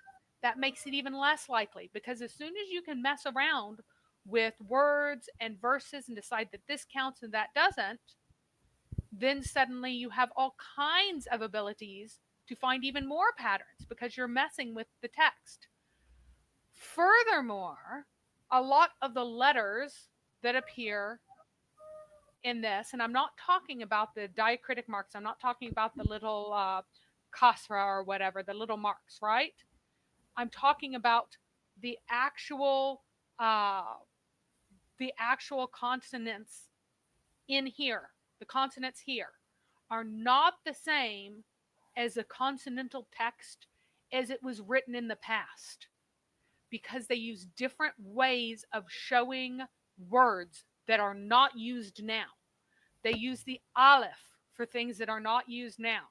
They left out things that were not left out. Like they had different ways of writing things. So you could not find any pattern similar to this in the rasam, any rasam from Uthmanic times. It does not work. It only works, the patterns that our buddy Rashad found only works in the Hafs with the changes that he put in it. He changed the Quran. He altered it so that it would fit more. And he said, this is a real one. And I want you to think very hard about whether or not that is a legitimate, correct way of approaching things. And then I want you to read what the text actually says, that it is about giving those who were given the book conviction, that they will be convinced after seeing this 19 specifically, not sometime distant in the future. Those who believe with Muhammad and those who were given the book, who are around Muhammad, they will be able to confirm this information that he has. It has to be from God. And all of the sources, because this is what Muhammad would have taught at the time, said that there are 19 guardians of hellfire in the Torah and the Injil. And that is what any normal human being who opens up the Quran and just reads it would assume is being said. You would have no other explanation unless you're playing with words. And they rely on, it really relies on trickery and deception to get you to think that something that will happen 1 out of every 19 times, and you do it hundreds of times. That's like playing the game Dungeons and Dragons, which has a 21-sided dice, and anytime you throw, or a 20-sided dice, and anytime you throw it, saying, oh, it's a miracle every time 20 comes up. It's not. Or 19. Or 19. Or 19, right? It's not a miracle. It happens Actually, 1 out of every 19 times. okay, actually, means I have to study. Okay, what is the 19? Yeah, in which that's pattern. perfectly fine. I have to understand the pattern. Only then I can speak. Okay, because Yep. whatever you say, Thaddeus, I we're cannot buffering deny for a it. second. Yeah, because whatever maybe you say, I cannot deny it or I cannot confirm it because without studying, right? Yeah, So that's completely fair. I accept that 100%. I think that's a very great and mature answer. And I look forward to you studying up on it and us having a chat on it another day. yeah, that's fine. All right. So yeah, I have a question for you guys. So that Yeah, is sure. okay. You've been very polite. We'll answer your question on whatever topic you like. Okay, so I think what convinced you to become Christian? So if I ask you why are you Christian, so what is the reason? What is the best reason you are giving? What convinced you to become a Yeah, Christian? so Mary, do you want to answer first? All right. And then I'll I answer? may actually be repeating some stuff. I mean, you can answer first, and then I'll fill in with what Okay. you don't say. Okay, I'll answer first. So, I mean, you asked a couple things, but I'm going to interpret the question, or you phrased it a couple ways, but let me interpret it this way. Why am I a Christian today, right? Why am I still a Christian after studying the evidence? What does the evidence tell me about the truth of Christianity? Because I don't think you were interested in my personal story, the day and the circumstances to which I came to put my faith in Jesus Christ. You want to know why I believe Christianity is the truth. And the reason for that is that the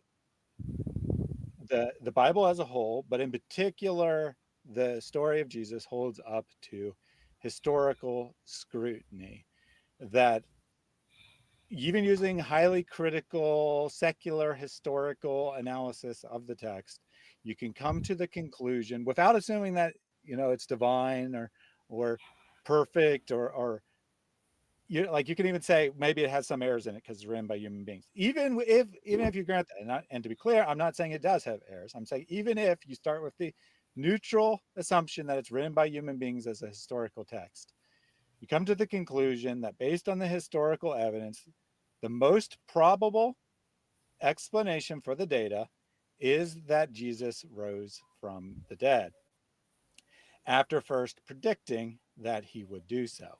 Now, if Jesus rose from the dead after making certain declarations about what is the truth, then that would seem to be a validation of his methodology. It's only be very coincidental, very strange if the only person that rose from the dead in the history of humanity was also the person claiming that he would do so. And thus, I can take Jesus at his word. Even if I'm applying critical historical methods, I can come to the conclusion that what we have is reliable. That doesn't mean perfect, right? Because again, doing this neutral point of view, it is Yeah, reliable from a historical standpoint, and historical analysis proves that the core of the Christian method, or the core of Christianity, is based on the single historical event of Jesus rising from the dead, an event that actually happened. And yeah, from but that basis, I conclude that Christianity is the truth. That's not my only piece of evidence, right? But you want to know my best? but That is it. yeah. And then So here is when it comes to resurrection, but we don't have any historical evidence, right? We have only biblical sources say he rose from dead. What We makes you don't say have any. biblical sources aren't historical evidence? I just said treat them as historical documents. You can't just throw out a class of documents because it's religious. I mean, that's presupposing that it's false. Yeah, I Yeah, don't but throw out the Quran because I firmly believe that Muhammad is a false prophet, but I don't throw out the Quran before I because look at it, yeah, right? I'm okay. So As an example, so we need external sources, right? Because that's your internal source. Maybe Christian made it up. It's a possibility. So you need to have external evidence for the same thing goes for the Islam too. Like when it comes to Prophet Muhammad existed, we always go to the non-Islamic sources. We don't go to the Islamic sources to say Muhammad existed, even though we have the so many sources, hadith and Quran, so many historical Okay, sources. we don't so have one, to your, go to one, Christian one sources your to prove that understanding of history Jesus is wrong. existed. That's very silly. No, But no, no, no. anyway, Yeah, Yeah, okay. What Mary said is true.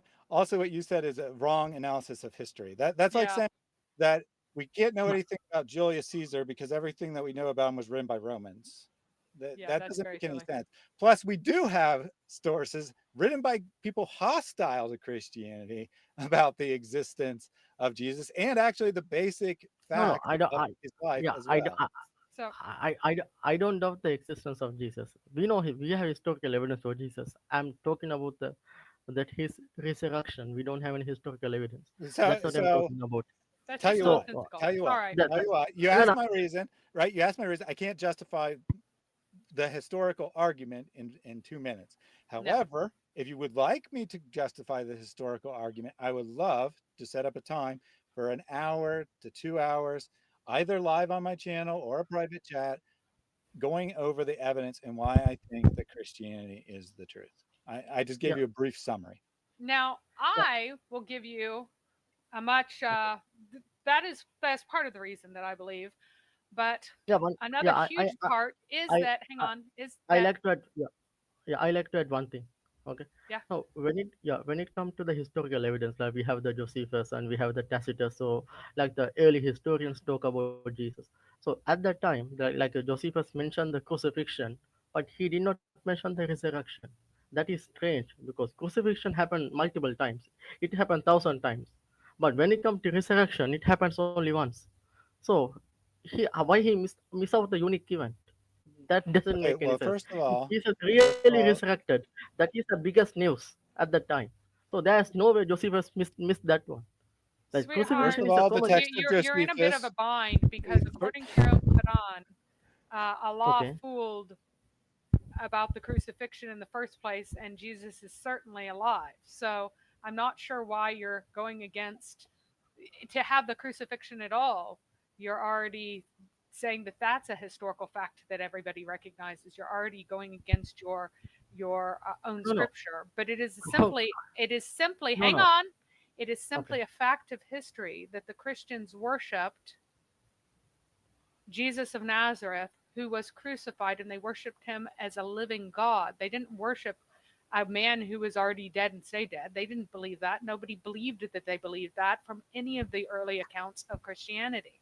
That's not what they believed. Okay, so So now, anyway, Mary, this is very important because he made a false claim about Josephus. I'm going to read the text of Josephus, and you tell me that this does not have the resurrection in it. Now there was about this time Jesus, a wise man, if it be lawful to call him a man, for he was a doer of wonderful works, a teacher of such men as received the truth with pleasure. He drew over to him many of the Jews and many of the Gentiles. He was the Christ. And when Pilate, at the suggestion of the principal men amongst us, had condemned him on the cross, Those that loved him at first did not forsake him, for he appeared to them alive again the third day, as the divine prophets had foretold these, and 10,000 other wonderful things concerning him. And the tribes of Christians so named from him are not extinct at this day. That is the text of Josephus. We can debate whether that's what Josephus wrote or not, but that is the text of Josephus. So don't tell me that Josephus doesn't mention the resurrection as it is as some kind of grand fact. We can discuss Josephus in detail if we have an extended discussion on why I think that it stands up to historical scrutiny, but don't go making false claims about what the text says. Yeah, but that is interpolation. That most of them, almost all of the historians. I just said we can debate that, and I'm prepared to debate that in detail. That as a bare fact. You asserted it as bare fact, telling us that Josephus does not mention that when the text does mention it. And yes, some historians come to the conclusion that Christians added that sentence to the text. I am well aware of the issues here, but you cannot just assert your position as fact. Okay, I am prepared to talk about Josephus. I'm prepared to talk about the gospel text. I'm prepared to talk about Tacitus. This is one of my favorite subjects. I promise you, I'm prepared to talk about this, but I don't want to open a debate. A debate here and now. You asked my reasons. I gave my reasons. They are fully justified. I could probably talk for 12 hours straight on this topic, but not tonight. All right, Mary, give your reasons. My fundamental reason that is only the Trinity sufficiently explains God, who can be one and yet possess the distinction within himself for sentience, because all the monadic faiths believed very firmly, no matter what they were, if they were monadic, the ultimate whatever was not sentient. It couldn't be, because there could be no distinction within the being itself to have sentience. The only way you get that is through triunity, where you have a difference in personhood and a unity in substance. And so from a point of view of the possibility of creation, that's the only way for there to be something with the sentience to create, to then create. It's also the only way you get community in unity in order to have God be able to have the eternal trait of love. For God to be love, or to have love as something in of himself, not undergo a change in order to love, then you have an issue. And I hope that we're not buffering. I hope it's just on the. Oh, good, it's just here. I got your point. And hang on. Then you only have. Then the only way for God to have love without undergoing change is in this Trinity. Also, if you understand the Godhead as coming as the you might hear the term monarchy of the Father, which means the one source of the Father, that it is the Father's will as the lover who loves the beloved Son, the Holy Spirit being the loving. You have the self being of God, which is an analog, though eternal, without beginning, without end, without any alteration, but yet you have an analog for creation such that he can become a creator without having undergone change, even without having to stipulate that this is some sort of this is something that would not have changed his nature. No, you don't even have to stipulate that. It also is the only faith that has correct anthropology, that gives you the kind of results in society that it promises.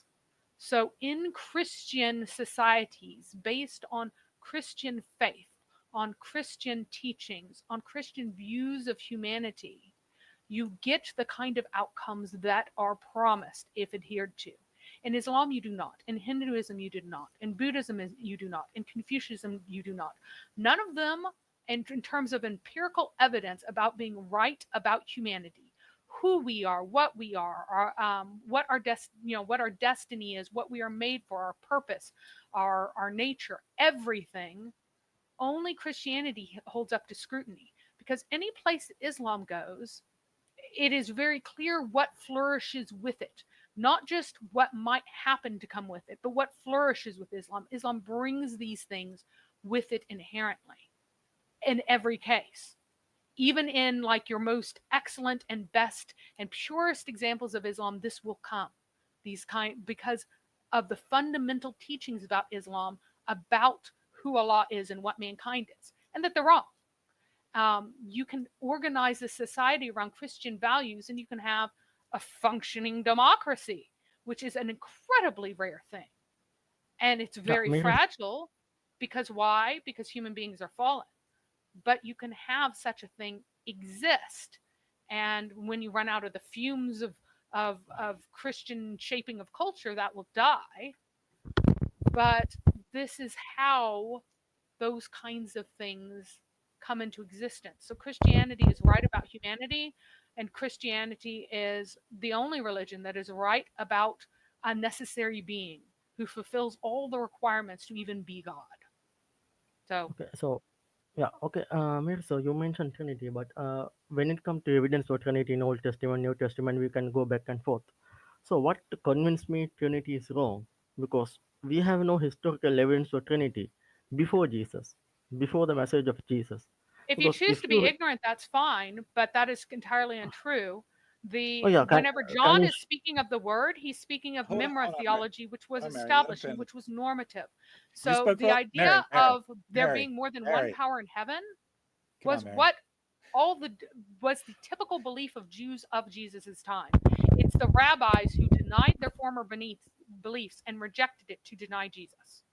So no, let's let just Basil have a chance to speak here. Go ahead. okay, so when it comes to me, so there's no Trinity before Jesus' message. Absolutely not. Maybe you're talking about two powers in heaven. That is two powers. So not three powers in heaven. So that has nothing to do with the Trinity. Even that is not even, because when it comes to Trinity, you are talking about two persons. But when it comes to that heretical belief, two powers in heaven, that is not two persons. That is two powers, two beings. So it has nothing to do with the Trinity. And if you go through the Alan Siegel book, I have gone through the book. So it talk about too many things. Like also the same book talk about many powers in heaven. So that's a heretical group. There's a small minority. They believe in subordination. The Father, the lesser God, higher God. The Father, Elohim is the higher God. So let The me ask you Metatron, something. yeah, Metatron is a If you lesser know God. all this, Again, you're just stipulating things. why are you flatly asserting things that you know to be false? That Yeah. you just told us that you had read the Siegel's book, you knew all Mm, about the two powers in heaven. mm, You previously mm. said that no Jew ever had any different belief, and now you're No, admitting no, that you I did not. know that some No, no, do. I did not say any You, different belief. I did not say they do not have you, Trinity. you That's what okay? I said. Fine. You They, no Jew they, believed in the word Trinity. Gotcha. So did We can Siegel, move hang on. on, did Siegel say, what? Wait, well, I'm going to call you out on this. Did Siegel say okay. that it was a fragmentary, heretical, tiny Mm. sect who believed this? Yeah, he mentioned that one is heretical. Heretical mean No, he the did not. people who He goes. declared, he Yeah, said that the rabbis later on decided that they were heretical. When did the rabbis reject this? When I believe it was, who was it? Rav was one of those who previously held to the two powers and taught it even after the time of Christ. When did they decide it was heretical? In what century? I'm going to give you the benefit of the doubt, and so that you probably did actually read the book and aren't just repeating something someone else said, with and claiming that you read the book, and thus you would need time and to go and find the reference. I suggest you reread it and see if Siegel says that this was a tiny heretical sect, or if that's what people have later projected upon the past. Yep, because he's misrepresenting this. I don't know whether or not they probably has connection issues. I don't know whether or not he's doing this because I don't know why he's doing this. But the fact Well, I mean, is there's a that, couple possibilities, right? He could just be going based on secondhand information and saying he read it. That's a possibility. He could have read it, but read it with read it in the light of what he wanted to see in the text, and thus gave an interpretation that isn't actually there. Or he could know that that's not really what the text is saying, and he's just asserting it to make his position stronger than it is. Those are the three Because possibilities. Siegel absolutely did not say that it was this fragmentary heretical sect. In fact, which of the Targums does not demonstrate two powers theology somewhere in it?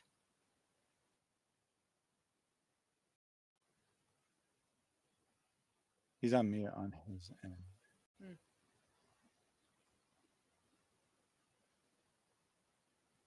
Some of the Targums have more Targum Also, have more, sorry. some have less, but they all have it. Yeah, sorry, Mira, I was talking mute. So the thing is, Alan Siegel clearly mentioned that's a heretical group. Okay, there are so many people, so many. No, stop. What is the reference? When was it decided to be heretical? In what century? That's important. Yeah. So he used the word heretical, like Mary says, right? He used the word heretical, but he says specifically it was back declared to be heretical. Yes, later I rabbis accept that. declared the path to be heretical. Yes. Okay. Yes. When did the rabbis declare that it was heretical? After his century, I think. Okay, yes, after the first century. So in the second and even in the third century, there were still lots of things.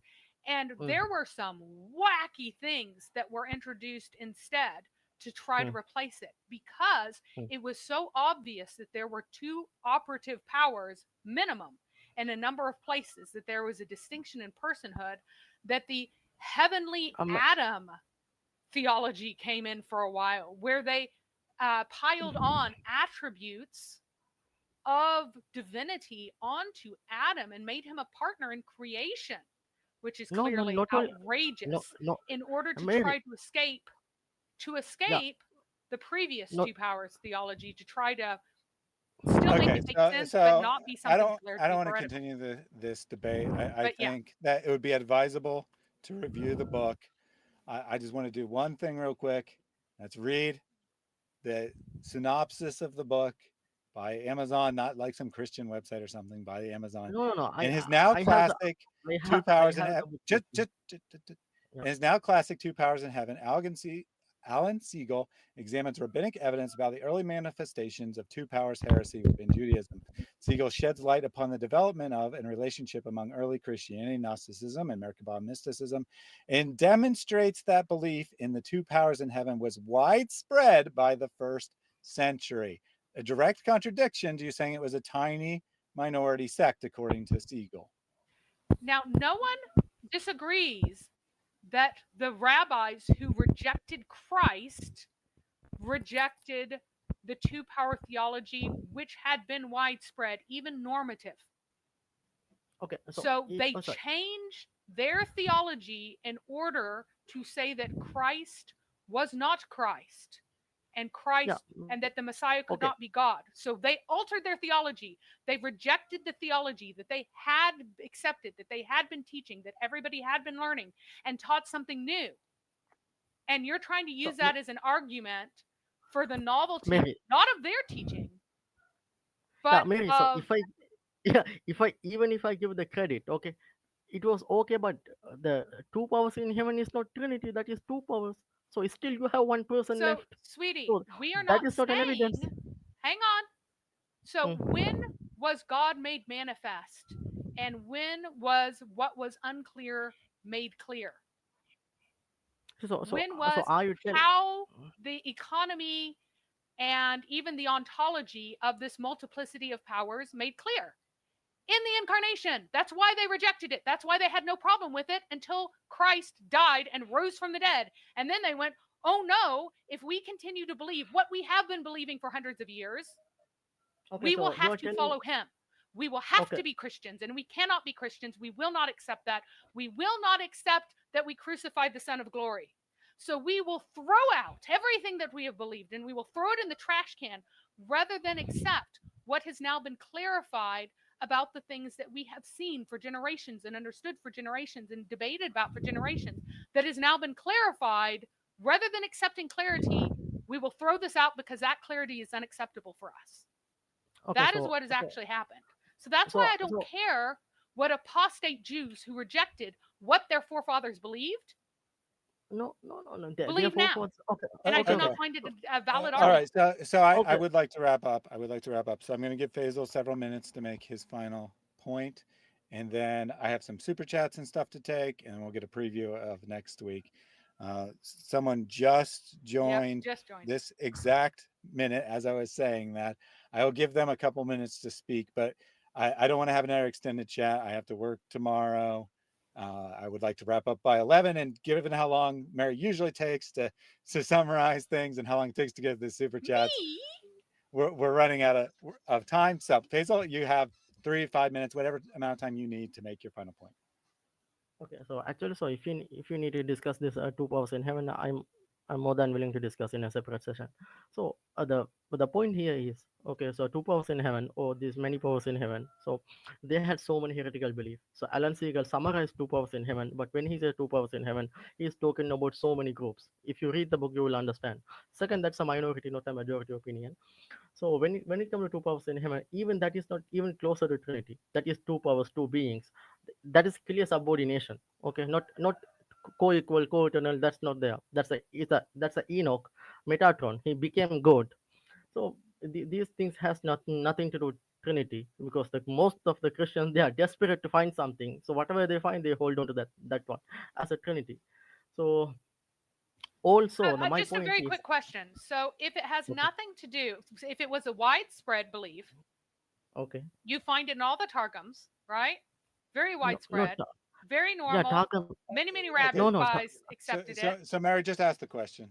I Okay, don't want to. if this is debate. so, and it has no relation with Trinitarianism, why is it that directly in response to Christianity, the Jews who rejected Christ had to declare that this theology that they had believed for as long as they could remember is actually garbage, and they have a new belief that is very different from what they believed? Why couldn't they continue to believe it if it has nothing to do with Trinity? Yeah, because it has nothing to do with it. It's another form of Trinity. The concept of Trinity was developed based on this concept. Okay. Thank you. Okay, you just destroyed yourself. Good job. Okay. No, that was such a perfect moment. It's Okay, basically another version of the Trinity. That's exactly it. Yeah. No, not another version. Okay, when you go to Targum, okay, Targum never talk about this one. They're talking about the Memra, the Spirit of God. So what does John say about the Memra? Mary, let's schedule time to continue this discussion with Faisal. I don't want. He brought up the Targums. We could debate the Targums. What we keep finding is that he'll make a strong statement, and then when he's pushed, he'll say, "Yeah, you're right," basically. But he'll say, "Yeah, you're right," but still doesn't justify your position. So he said, "Yeah, you're right. It's very similar to the Trinity, but it doesn't justify." I never said this, and I said they develop this idea from this one. They borrow this one and develop further. That's what I said. It's not even and close. we could assert that. Okay. Like as Christians, we could agree that God fully revealed himself in Christ, and people came to better understanding of the same ideas they were developing already. We don't have a problem with saying that the theology developed and was fully understood at the time of Christ. I mean, that's a standard Christian understanding of the text, that the New Testament illuminates what's already in the Old Testament. And indeed, these are Jesus's words himself, that he says, all of the scripture is about me. If you actually understood it, you would know that. The implication being you're not reading it that way. So this is standard Christian theology, that God fully reveals himself in the incarnation, and that before that time, people didn't have a full understanding of the doctrine of God.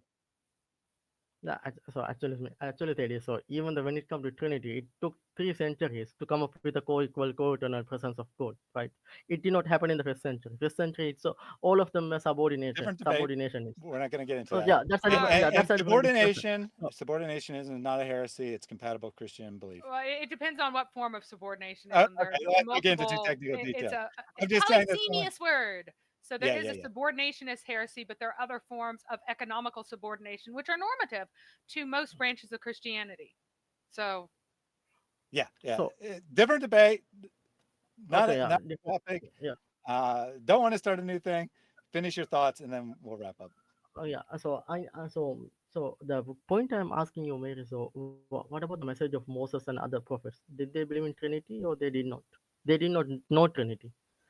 So What's your what did belief on this? Jesus say about Moses? Okay, you tell me. You enlighten me. I He don't know what is said in your that heart. I do not condemn you, but who condemns you? Moses Okay. condemns you because you don't believe his words about me. He also Okay. said, Abraham rejoiced to see my day. He saw it and was glad. So Okay. That. Abraham Okay. knew Christ pre-incarnate in a particular way, and that verse is there in Genesis, and he might not know, probably did not know that that the full story of the incarnation, sacrifice, resurrection of Christ, but he knew the Son, not everything that the Son would do, but he knew the Son, and he believed in the Son and called the Son God at that time. I don't see it. Can you show me the reference? Yeah, it show me. Yeah, Moses called Jesus God or something. Or So Abraham where called Jesus Jesus God. said, Abraham rejoiced to see my day, That doesn't mean he's God, right? That's a that is that's John 8:56-59. no. Yeah, I know Jesus said that one, but that doesn't show any. That doesn't prove anything, right? Well, That you doesn't asked mean for the Jesus is God. reference. You So asked for the so reference. I Jesus You said asked. you lied? know it. I mean, come on. I know. Weird. No. I asked, did they believe in Trinity or divinity? That's what I asked. So So he that doesn't believed mean in the divinity or Father, They Trinity. believe he what we've experienced the Holy established. Spirit, Yes. and he spoke to the Son and called him God. No. Did he Did, understand did the full Abraham have a economic? He perfect believed in the picture? Trinity because No. that's God. Yes. Did he hang on? Can you show me? Did he Okay. did he know, was he given the full articulation of the economics of the Trinity? Probably not.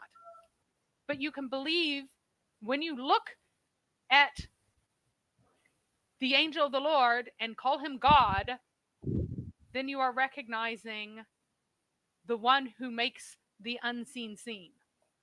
So let me just say one last thing to you, I think we're Faisal. Let winding me up. say one last thing to you, Oh, and okay. you can think about this.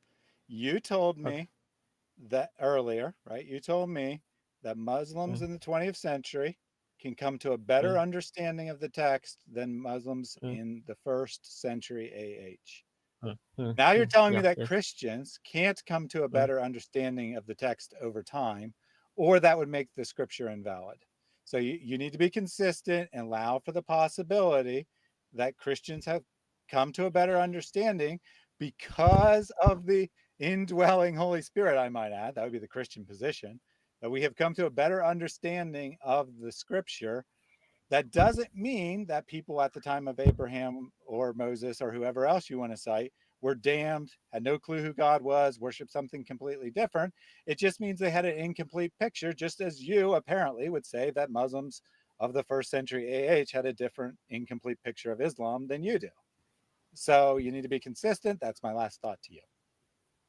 And the problem with that, even saying that, is that is contrary to the teachings of Islam fundamentally.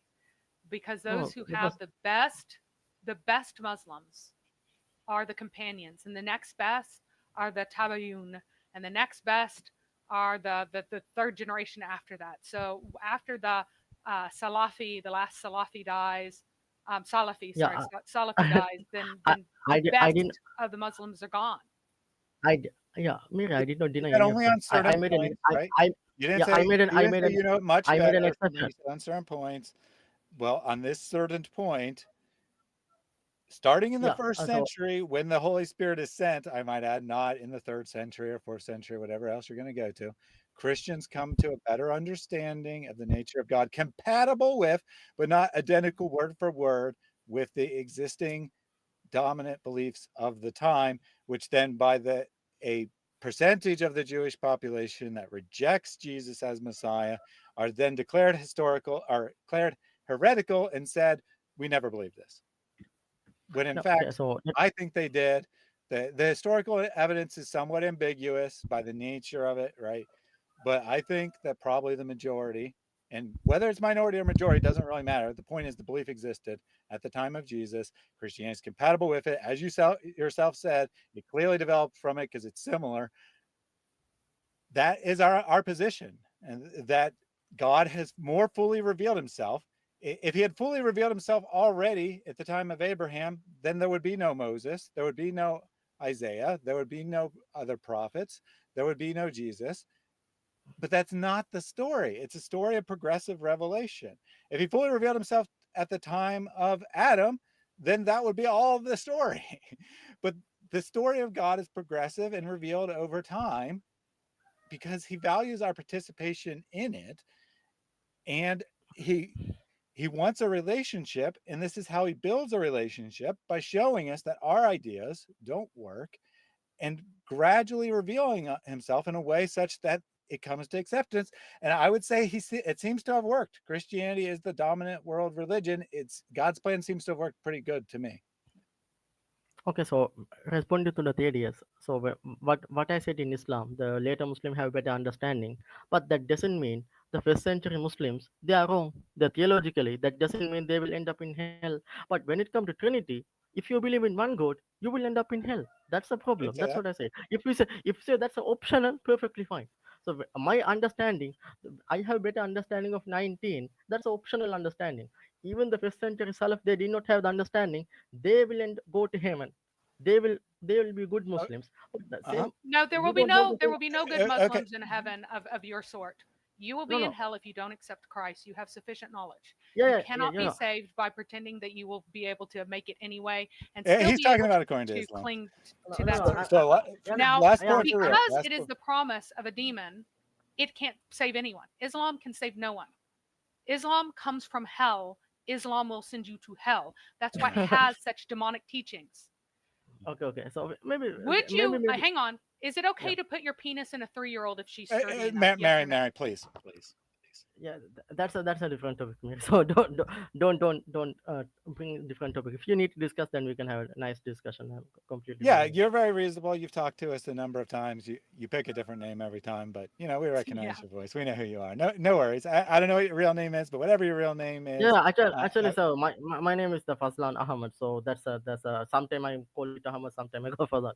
So same. You don't have to change your name every time. We'll bring you up anyway. It doesn't matter. You can call yourself whatever you want. I don't care. Yeah, sometimes not change the name. I just use first name or last name. That's the difference. Yeah, You can... Perfect. However you want to identify yourself that day is perfectly fine. I mean, anyway, what I was going to say, I hope that you have a very blessed day. I hope that you think about our discussion. I hope you take this back. A lot of your reaction, and this is to be expected, a lot of your reactions are knee-jerk response. But to your credit, you do something that most people would never do, and that's admit that you need to do more research on a topic. So I just want to encourage you to actually do that research. I'd love to have discussions on any of the topics we discussed today. If you'd like to pick one and set up a time now, we can do that, or you can think about it and we can set up a time later, or you can just call in the next time we have a stream, whatever you want to do. Yeah, we can set up time later, but Thaddeus, I have emailed you multiple times. So what? Yeah, I've been very, very bad about email the last month or so. I was so swamped at work that I basically haven't responded to anything. It's not just you. But I'm changing that as of today, getting back to streaming. I'm streaming today. I'm streaming tomorrow. I might be streaming Thursday. Looks like I'm streaming Saturday. So I'm getting back into things this week. I will definitely be in contact, and let's do it. Okay. All right. Okay, yeah, any last words from you? For me? Yeah. Okay. So what I have to say is like, and also we said that Christianity is like that is that go with the society. I don't see in that way because now the modern society of Europe, so that's a secular society, not the Christian society. So when it go to Christian society before 15th, 14th century, like the Muslims are persecuted, Jews were persecuted, there was no science, there was no education, so completely different society. So that's a Christian society. So after 17th century, we have the secular society. So all the credit, the abolishment of slavery, equal rights for all the people, it is a secular society. So all the credit should go to the secular, not for the Christianity. I don't think so. No. I don't think. Anyway, I don't think you should actually so learn that about doesn't really have anything. I mean, Mary mentioned that very briefly, but I don't want to get into that. We can discuss that another day. We'll wrap it up here now. Thank you for joining us. So let me take some of these super chats, which we've had throughout. I do apologize about not getting to them promptly, but thank you guys for all of that. Well, first from Una, she said, don't forget to like and subscribe. So if you haven't liked this video yet, please do so. I think we had a very nice show today. We did our best with Ultimate Truth, and we had a very nice discussion with Faisal. So there you go. And Una says that liking is as good as waging war against Allah, and she forgot and as apostle. Shame on her. So from Mr. Netanyahu. Early, and this is indeed a sign, yet most of them are not believers. Give alone to Allah, give alone to Allah. Ride the wings of Gabriel, give alone to Allah. Oh, I get it. Alhamdulillah. 19 is so powerful because 19, it's what some pretend Aisha was. Just ask Kenny Bomber. Who knows? 6, 8, 9, 12, 16, 18, 19, 21. No one knows. This is why you should believe in Islam. No one knows how old Aisha was. All of our sources are unreliable. What an interesting debate that was. So thank you for the donation there. That was an Ultimate Truth. Don't need that. Snoopy says Subway, the restaurant, is more Christian. They got rid of Jared, the true follower of Muhammad. If you don't understand that reference, look it up. Now, I wanted to pull this up at the time when Ayub was still here. I didn't get to it, unfortunately, but I still want to point it out. Houston challenged Ayub to say that Muhammad didn't answer correctly and precisely. He didn't know how many people were in the cave of Ephesus, the 7 sleepers story in Christian mythology. And Ayub said, yes, he did. It's in the Surah books, mate. I have read them. What are you on that he did answer correctly? Which is very interesting because the Quran says that according to Allah, no one knows the answer to this question. And Ayub says that Muhammad did know, and it's found in the Surah. It says it's funnier than that. The Quran says that very few know the answer. Only the people of knowledge, but somehow Allah is not one of them. It's either this or this, and only the people of knowledge know the truth, and doesn't ever say which. You would think that if he's hearing from Jibreel himself, that he would be able to say which. As long as my identity said, Mary, what are fallen angels? So this was very early on, but you want to spend 1 minute explaining what fallen angels are? So fallen angels are those who disobeyed God, because angels actually have free will in Christianity as well as in Judaism. Muhammad made up the idea that they don't do other than what Allah says, while at the same time explicitly identifying Shaitan as an angel, because otherwise what he said is, all of you boys bow down to Allah. Hey girl, why didn't you bow down to Allah?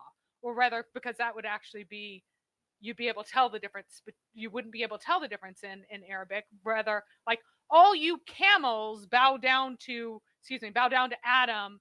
Hey, you donkey, you didn't bow down to Adam.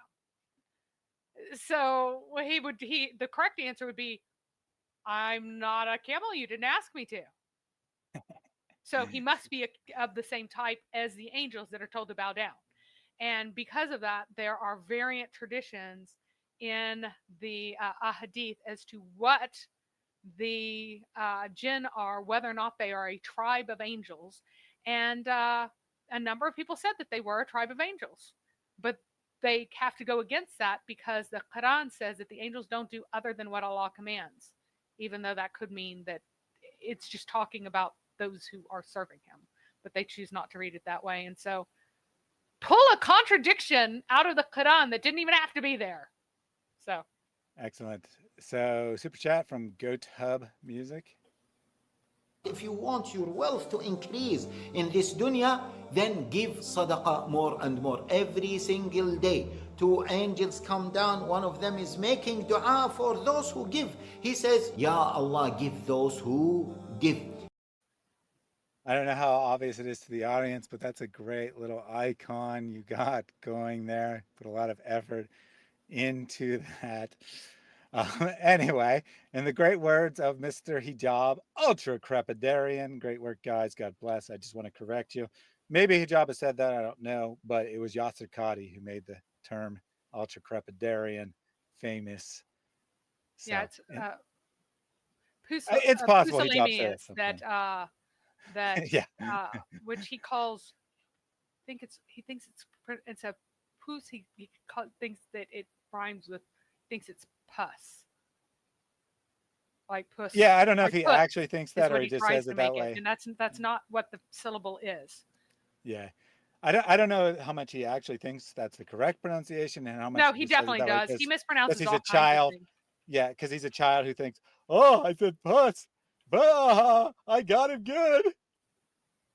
But anyway, it doesn't. Pew is the first syllable. Yeah. Pew, like pew or whatever, you know. Yep. So Goat Music, thank you very much for that donation. Tony asked you, Mary, are you saying there's different levels of hellfire according to Islam?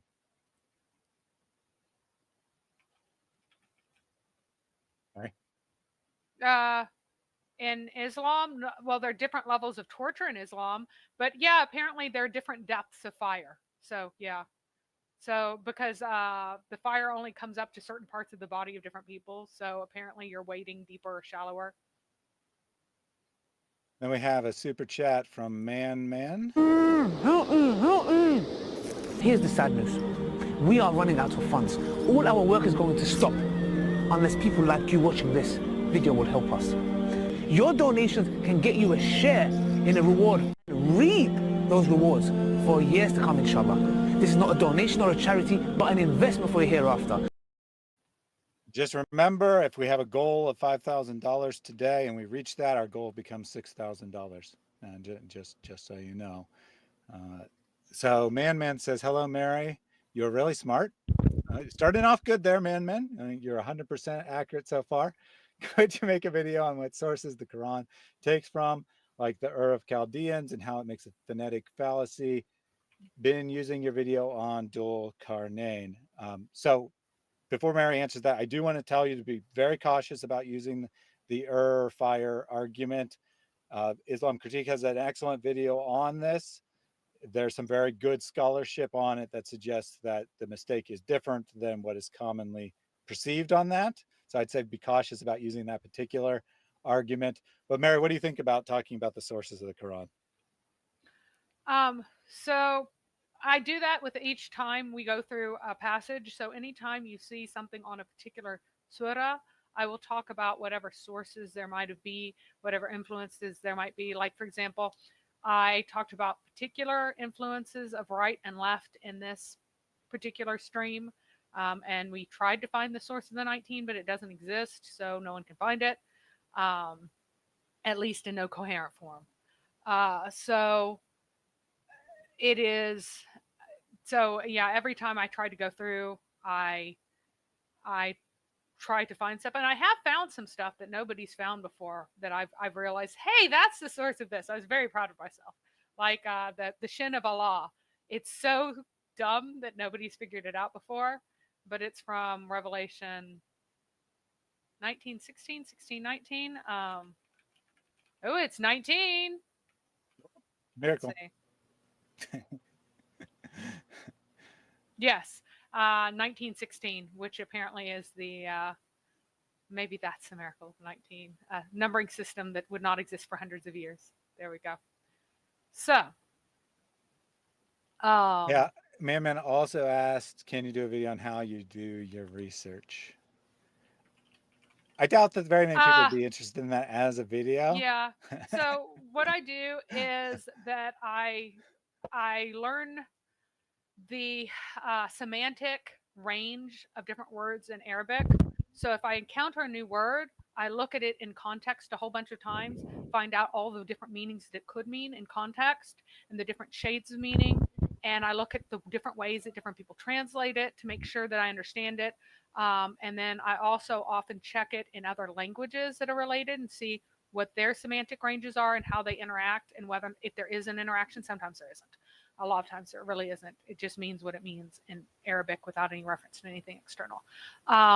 I check if it's a rare word you check all of the tafsir for what they say, then you check the philologists, you check the different Orientalists that also deal with borrowed words, because a lot of times the philologists will say, oh, it's from Ethiopia, because everything that's weird is from Ethiopia. They don't know the answer, it's from Ethiopia. So you should automatically distrust Ethiopia as an answer as to where a word comes from. I read lots of articles that are published on both the language and various background things, history, all kinds of stuff. I go through all of the major tafsir that are reasonably early, like Madudi. Like, why would I read that? It's so recent. But anyone before like 1400, I know that's like 700 years after Islam, but they'll often quote lots of ahadith that aren't there otherwise. I read lots and lots of ahadith just in the regular collections. I've gone through several supplemental books that are just books of history by Muslims that is like history of various things that relate to Islam. A book on the history of Mecca, the first book that was ever written on the history of Mecca. History or the Book of Idols, of course, and try to match it up to inscriptions, because there's like oral tradition and then there's inscriptions, which are not always the same. I just try to synthesize everything together and create something coherent. Like, here are all the possibilities, and then the ones that are impossible, if they're really popular, I address them. If they're not popular and they're just really unless they're stupid and funny, and then I'll mention it because it's funny. But I try to address all the popular interpretations, contexts, etc., etc. So there we go. And that was whenever I was stirring stuff up. Nina said that Thaddeus is tired of me because I was stirring stuff up at the end. Yeah, I am not tired of Mary. I could never be tired of Mary, but I do have work tomorrow, and I have some chores to do before bed. So we are going to wrap up, but never tired of Mary. Always welcome Mary back. Mary is a theological and everything else giant in comparison to me, and I'm no slouch, right? I do know stuff. I'm not being like falsely humble here and saying I don't know anything. I do know a lot, actually, but in comparison to Mary, I don't know anything, because she knows everything as near as I get can tell. stuck on things, and then I just do a dive, and I learn way too much about some really weird stuff. I mean, I'm sure there are topics that I know more about than Mary. Absolutely. I just haven't found any of them yet. Yeah, I have small questions. Is it a good time to ask or later? I mean, if you must, but I'm going to wrap up in 5 minutes. Yep, we're ending it. Love it. But you stayed. Go ahead, ask your small question. I'll give you a 1-sentence answer, 2 sentences max. I don't think you can. So my question is, in Quran we have so many stories from that the Bible and the Talmud and Mishnah, that their tradition. So how do you think Muhammad told the information? It is impossible, right? Easy. How? He heard oral stories and repeated them. But these are not oral stories, because they are coming from different sources. Some are in Greek language, some are in Syriac, some are in Hebrew. So how it is possible? Incompatible with them being oral. But even today, you cannot compile such a book unless you go and study in a reputable. But he doesn't get any of the things right from those stories. He has vague knowledge of some stories that he heard while on trade routes. That's my explanation for you. And this is actually what most secular scholars will say as well. Will say that they'll be generous and say that Muhammad thought he was getting revelation, but what he was actually doing is recalling memories from earlier in his life and not realizing it. I don't think so, because there's so much information from different sources, different languages. So even many of them another day. Yeah. But there's not so much information. There's vague allusions to stories that would be common knowledge. With a few specific odd references to the Talmud, I'll give you that those shouldn't be there. Talmud is not considered divinely inspired by anyone. I would suggest that Muhammad was at least interested in studying to be a rabbi and was rejected as a heretic. So he had some exposure to the Talmud. That would be my explanation. We could discuss more another day, but I gave you the quick answer like I promised to. One more super chat from Jack Ray. Sir, how can we contribute financially for your organization? They get in touch with me. And very easy, people know where I am.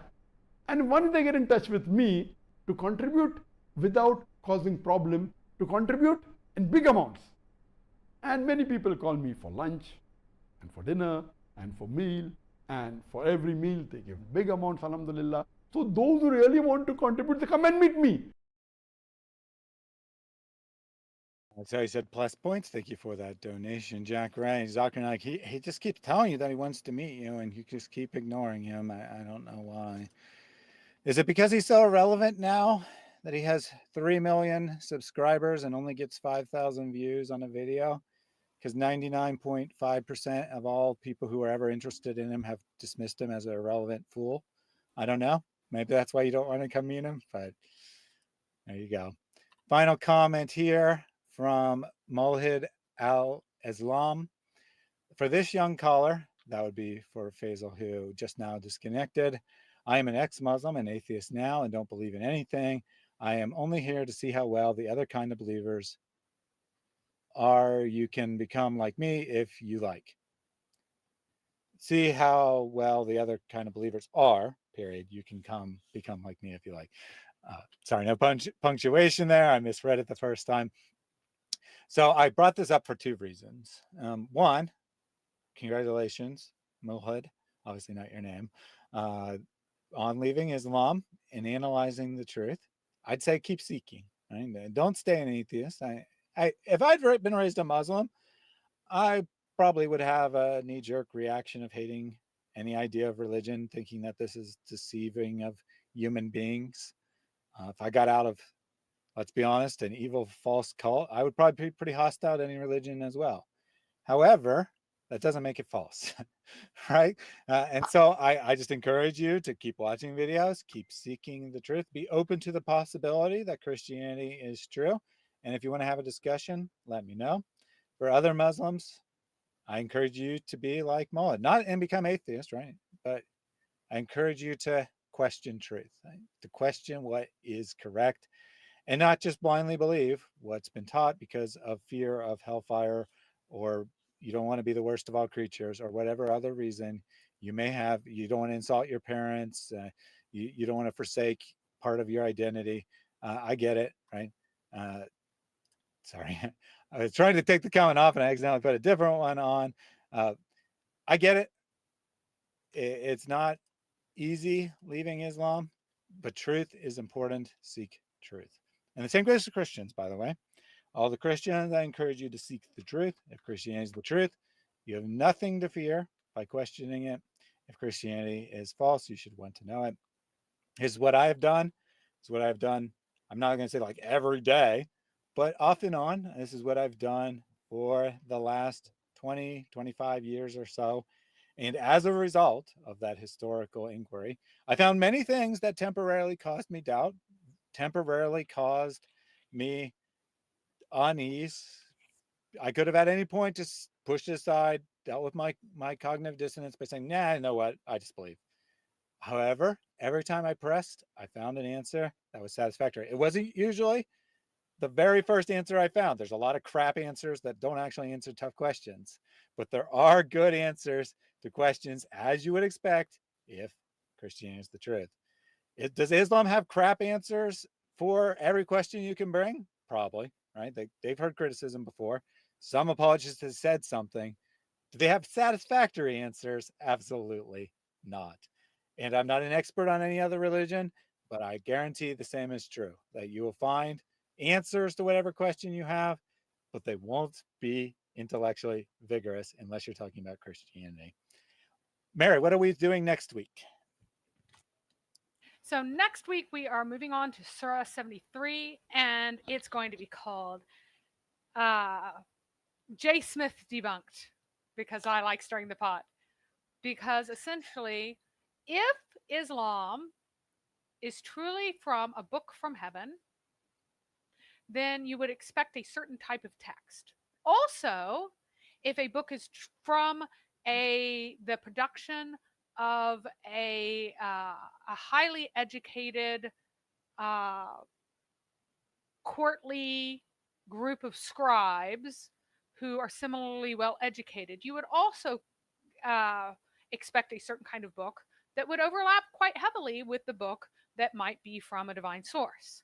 However, if a book is made up as he went along by a pagan out in the wilderness, you'd expect a rather different kind of book.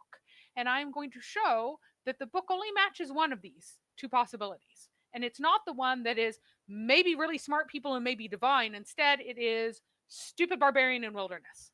And so I believe that I will be able to conclusively indicate that that is where this book came from at that time. Thus, J. Smith is debunked, and so is Islam. All right. We'll be provocative. I'm sure that will get many people who come into the chat without hearing a single word and be like, Yes. how dare you sow division among Christians? How dare you do this? It's in good spirit. I would consider Jay a personal friend. I highly respect his missionary activities. I highly respect his passion for the Lord, for Jesus, for Scripture. However, I think he's wrong about his conclusions about the historicity of Muhammad, and I'm not afraid to say that. And we invited Jay on to have a debate. He initially said that he would do it later. He was traveling at the time, perfectly reasonable.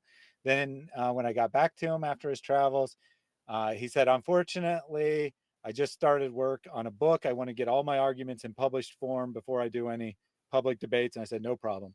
Right, no problem. It was a friendly offer. I'm not going to say, oh, we destroy you or whatever.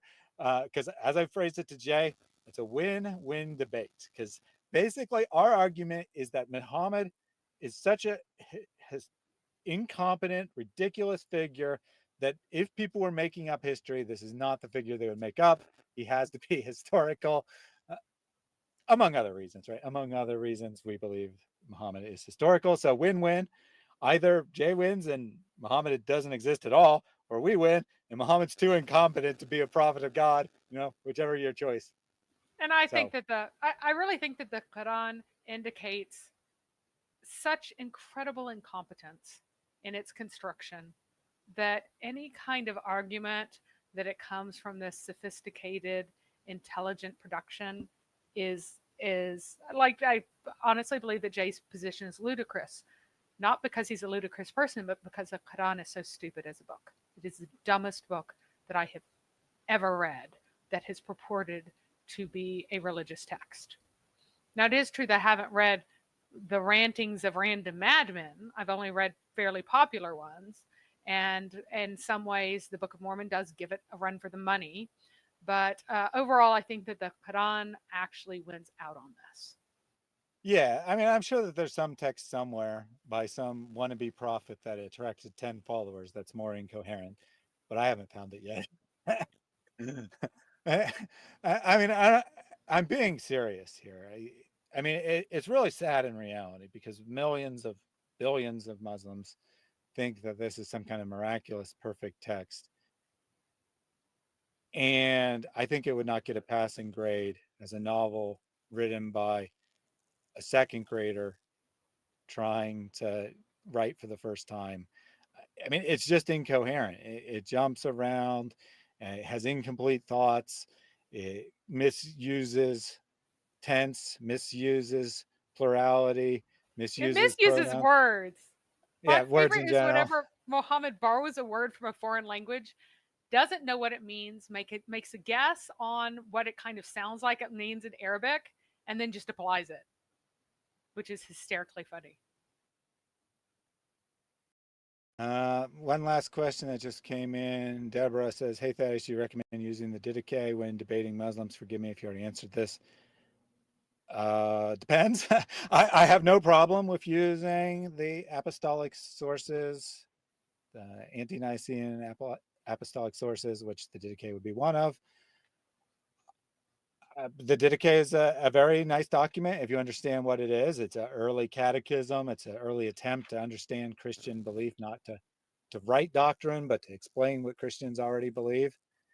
That doesn't mean it's not infallible. It can make doctrinal mistakes, and there isn't any that come to mind as being particularly problematic in it. So if you're using it as a piece of historical evidence, great. If it would be clear that you're not elevating it to the level of scripture, is all I would say. All right. Thank you all for joining us. I will be back tomorrow with David S. I've also announced this several times. Also, for some reasons on his end and some reasons on my end, it kept getting postponed. But I did get confirmation from him just a couple hours ago that we're on for tomorrow. So we will be reacting to a Dawa video on convert to Islam or revert to Islam, on the reasons for why Islam is the truth. It'll be mostly off the cuff reaction. David will not have seen it all. I'll previewed it enough to know whether it's worth watching, but I won't have done in-depth research. So you'll get our real reactions to it. We'll be doing that tomorrow. I have an invitation from Adam Seeker, as does Mary, to go on his program on Thursday. So you might see Mary and I there, 9:30 Eastern time. So tomorrow, 7 p.m., Thursday, 9:30 Eastern time, on the sexuality of Muhammad, the queer sexuality of Muhammad. Let's put it that way. So that should be very interesting. Adam will be bringing some Arabic sources and whatnot, as he always does. And then on Saturday, apparently, I am debating in a formal debate, Ultimate Truth, on, let me get the wording right so I'm not accused, is the Quran coded with the number 19? And that will be the debate topic. I'll find a moderator. Don't know what channel it'll be on, obviously, since I don't know who will moderate. Maybe he'll show up. I hope he does. I'd love to have the debate. If he doesn't show up, no problem. I'll lecture on it. I don't have a problem continuing without him. It's going to happen. He agreed to it. If he shows, great. If he doesn't, less good, but whatever, we'll deal. So looks like that's what I'm doing Saturday. So you got the schedule, and of course you just heard we'll be back here Tuesday. Lots coming up, getting back into streaming. Thank you all for joining us today. Until we meet again, God bless everyone. Go and serve the Lord.